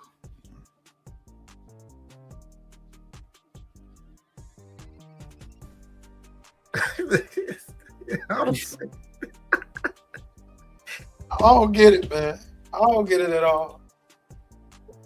He says Wandale going to get his bell rung by those other teams in that division. Texans, Jags, those defensive linemen and linebackers are monsters with the DB. He said, like, look, Daboll's going to force feed him. He got an ego. Go against Stingley. You got to go against Sauce Gardner. Yeah, bro. No slouches either. Yeah. Man, you get his little ass ate up over there. But it is what it is, man. I mean, Wandale Robinson, we did lose Wandale Robinson. And, you know, we go through what we did in free agency, man. We're going to end the show here. I think Gunner. I think you get the same thing from Gunner. I think Gunner might be all right. It might be all right with Gunner in the slot. Dan, can you imagine that? Gunner Olszewski started in the slot. Yeah. Giants fans gonna be pissed off. Is this our slot receiver? Yeah. Oh, well, you got Malik Neighbors, you go get you another guy. Slayton's gonna be here for another year. Sorry, he's gonna be here for another year. I don't believe the Brian Thomas Jr. thing is gonna come to fruition because the Giants are not willing to give up that second round pick, which is being reported in some areas. So NYG is right. They're not wanting to give up that second round pick, and you're not going to get them for a third or fourth round pick. So you might as well just keep them. Yeah, I like Gunner. Gunner showed his ass against the Cowboys. Did some of the same things Wandale Robinson was doing, and he's bigger. Mm-hmm. Yeah, started in the slot. Now we here, right? Right. You know what I'm saying? So, yeah, Gunner's all right. He said Wandale Robinson is going to be in the slot. Sauce Gardner is not guarding him. It don't matter if they got bigger DBs over there. Wandale Robinson. Robinson is getting paid to be wide receiver 1 in Tennessee. And he did have to line up on the outside, and he has lined up on the outside before. So, and again, you can move your corners around. But go ahead, Pat. Yeah, unless they got some master plan for him, besides just force feeding him the ball, he might have let's say this, he might have about 80 catches for another 800 or some or 900 or some yards over there in Tennessee. But he's going to be force fed. And that doesn't equate to winning games. It's not about stats, Angel. And appreciate you, bro. Thank you. Hit that like and subscribe button for us. But it's not a shot at you. It's not about stats, bro. It's about winning. It's about a formula. It's about roles. What role can Wandale Robinson play on your team, and you're a good team where he's a main focal point? You know what I'm saying? It's I don't know what role does you can't throw back shoulder to him. You can't throw layered throws over to the middle of him with coverage on him. The dude literally almost has to be wide open, bro, or a quick screen. And you don't pay top receiver money for that, bro. That's why I didn't want to. Man, I'm so happy that in the first couple of minutes they said Wandale Robinson going to the Titans for $20 million. I was like, thank you. Is Dable going to be able to scheme him open like that, though? You see what I'm saying? Like you trying to do this, dog and pony show over here, but then again, they play different football in different divisions. That AFC South has gotten better. You had 2, almost 3 playoff teams.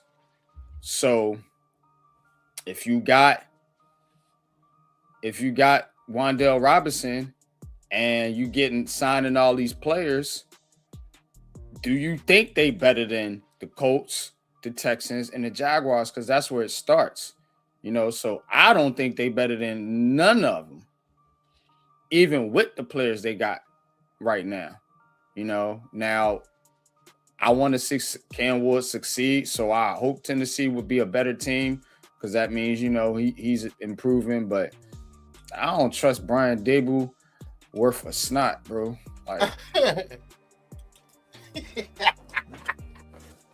dude is terrible. I think he's just a terrible coach, bro. I don't trust that cat either, man. Just a terrible coach. Now he gonna go over there and try to, get Cam Ward a bunch of, backyard plays and wild plays and try to make him look good like he was trying to do over here with Jackson Dart. But I don't think it's gonna work. I don't think it's gonna work. These are some of the guys. If you want some height and speed and a guy that you can bring in to help out Malik Neighbors, because I want Malik Neighbors to play that role Wan'Dale Robinson was playing going into the slot. Can you imagine Malik Neighbors getting a hold of your second or third corner almost every single play, unless you're going to make somebody go with him across the whole field all game and follow him?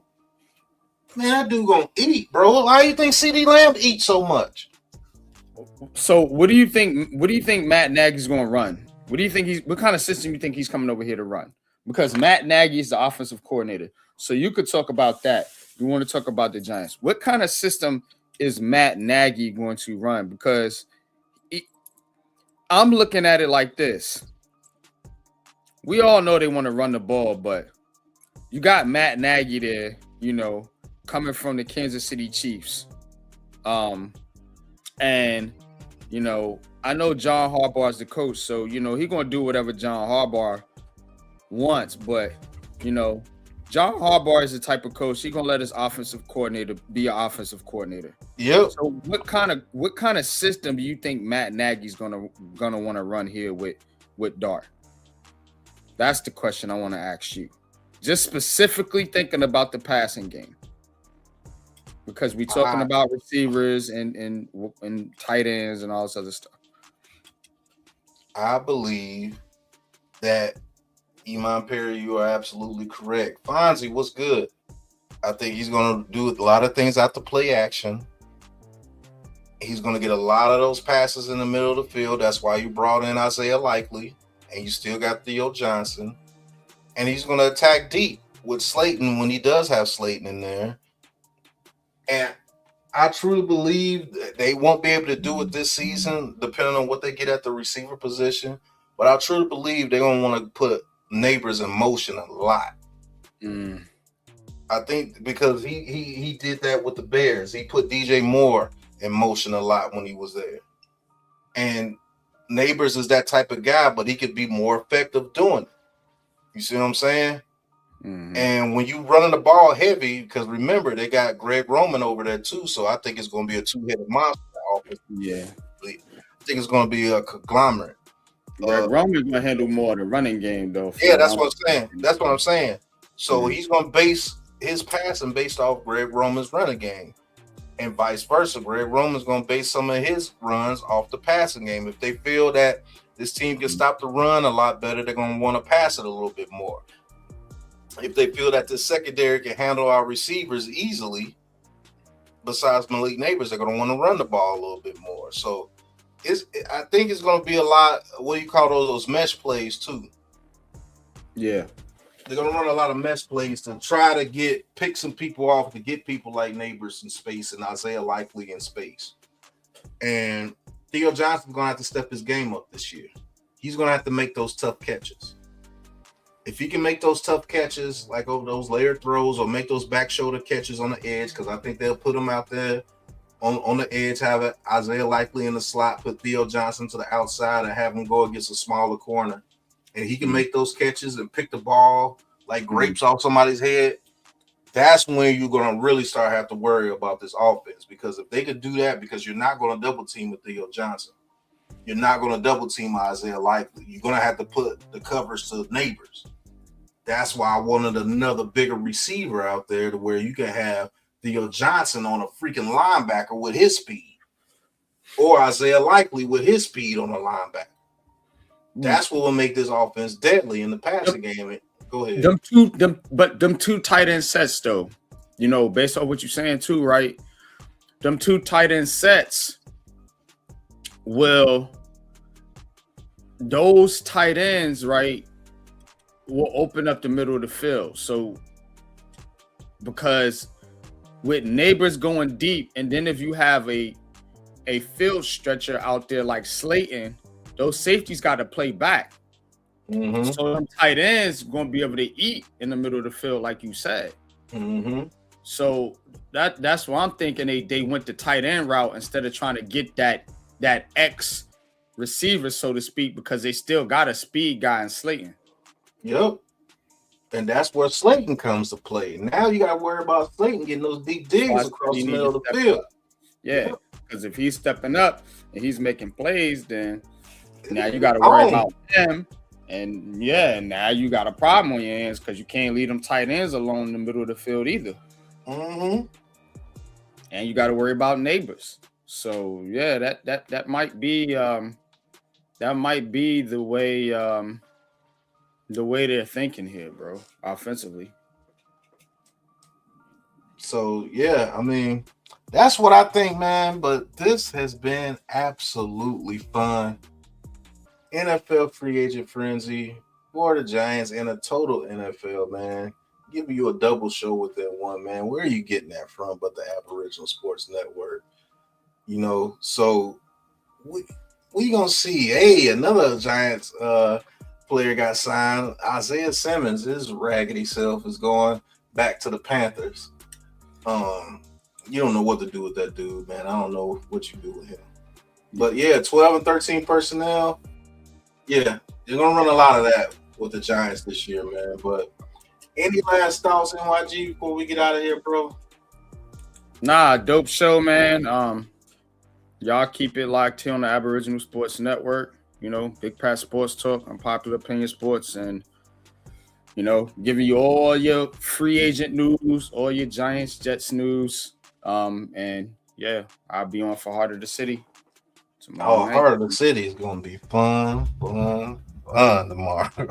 Geno Smith sit back to hell. They sent him back to the Jets. And they wanted him there too. That is messed up. Shout out to everybody that's been in the chat. Matt with the favor, hit that like and subscribe button for us, man. Everybody that tuned in, man, thank you guys for tuning in. Love y'all, man. Appreciate y'all, man. Always showing up and showing out for the Aboriginal Sports Network and the Aboriginal crew. But man, Heart of the City, y'all gotta tune in for Heart of the City tomorrow, man. That's gonna be a jam-packed show, bro. Jam-packed show, bro. We got you covered. Yeah, got you covered on everything. Knicks, Nets, Mets, Yankees, Giants, Jets, hockey, college. Yeah. You know. Check out the culture segment too. Yeah, the culture. That culture segment is dope. Love producing that show. Man, I can't wait for tomorrow, man, on Heart of the City. That shit gonna be dope. But until then, man, this has been NFL on ABSN, NFL all 32 teams with the NFL free agency frenzy. If you were watching on Big Pat Sports Talk, thank you guys for supporting over there. Got a lot of views over there. Even got a super chat out of it, man. I ain't been live in a long time. Gonna start going back live with you guys. New York Giants Full Access Live. Probably gonna be Tuesday nights, starting here pretty soon.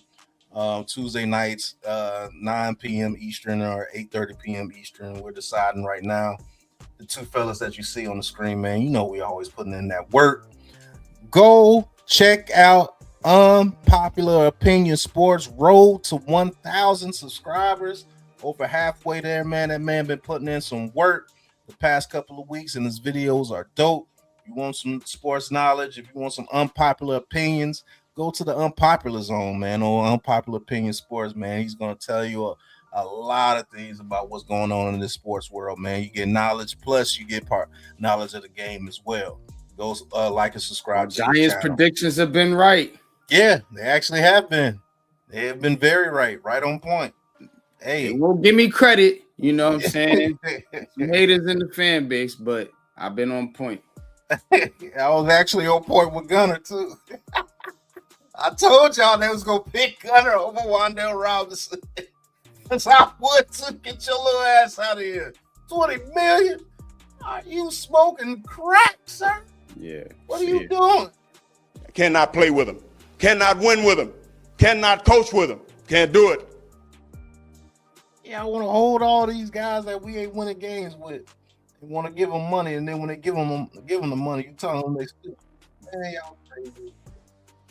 No Game Bull, thank you for tuning in, man. Hit that like and subscribe button for us. And yes, Ashawn Robinson, if you was here earlier, we said that earlier too, man. I would love to bring Ashawn Robinson. And Dalvin Tomlinson's out there too. I will kick the tires on Dalvin Tomlinson as well. We need another run stopper. He can come in and fill in behind Dexter Lawrence. That's a good piece to have. But we out of here, man. NFL on ABSN. Check us out live tomorrow, Heart of the City, right here on the Aboriginal Sports Network. Until then, y'all know what it is, man. Peace.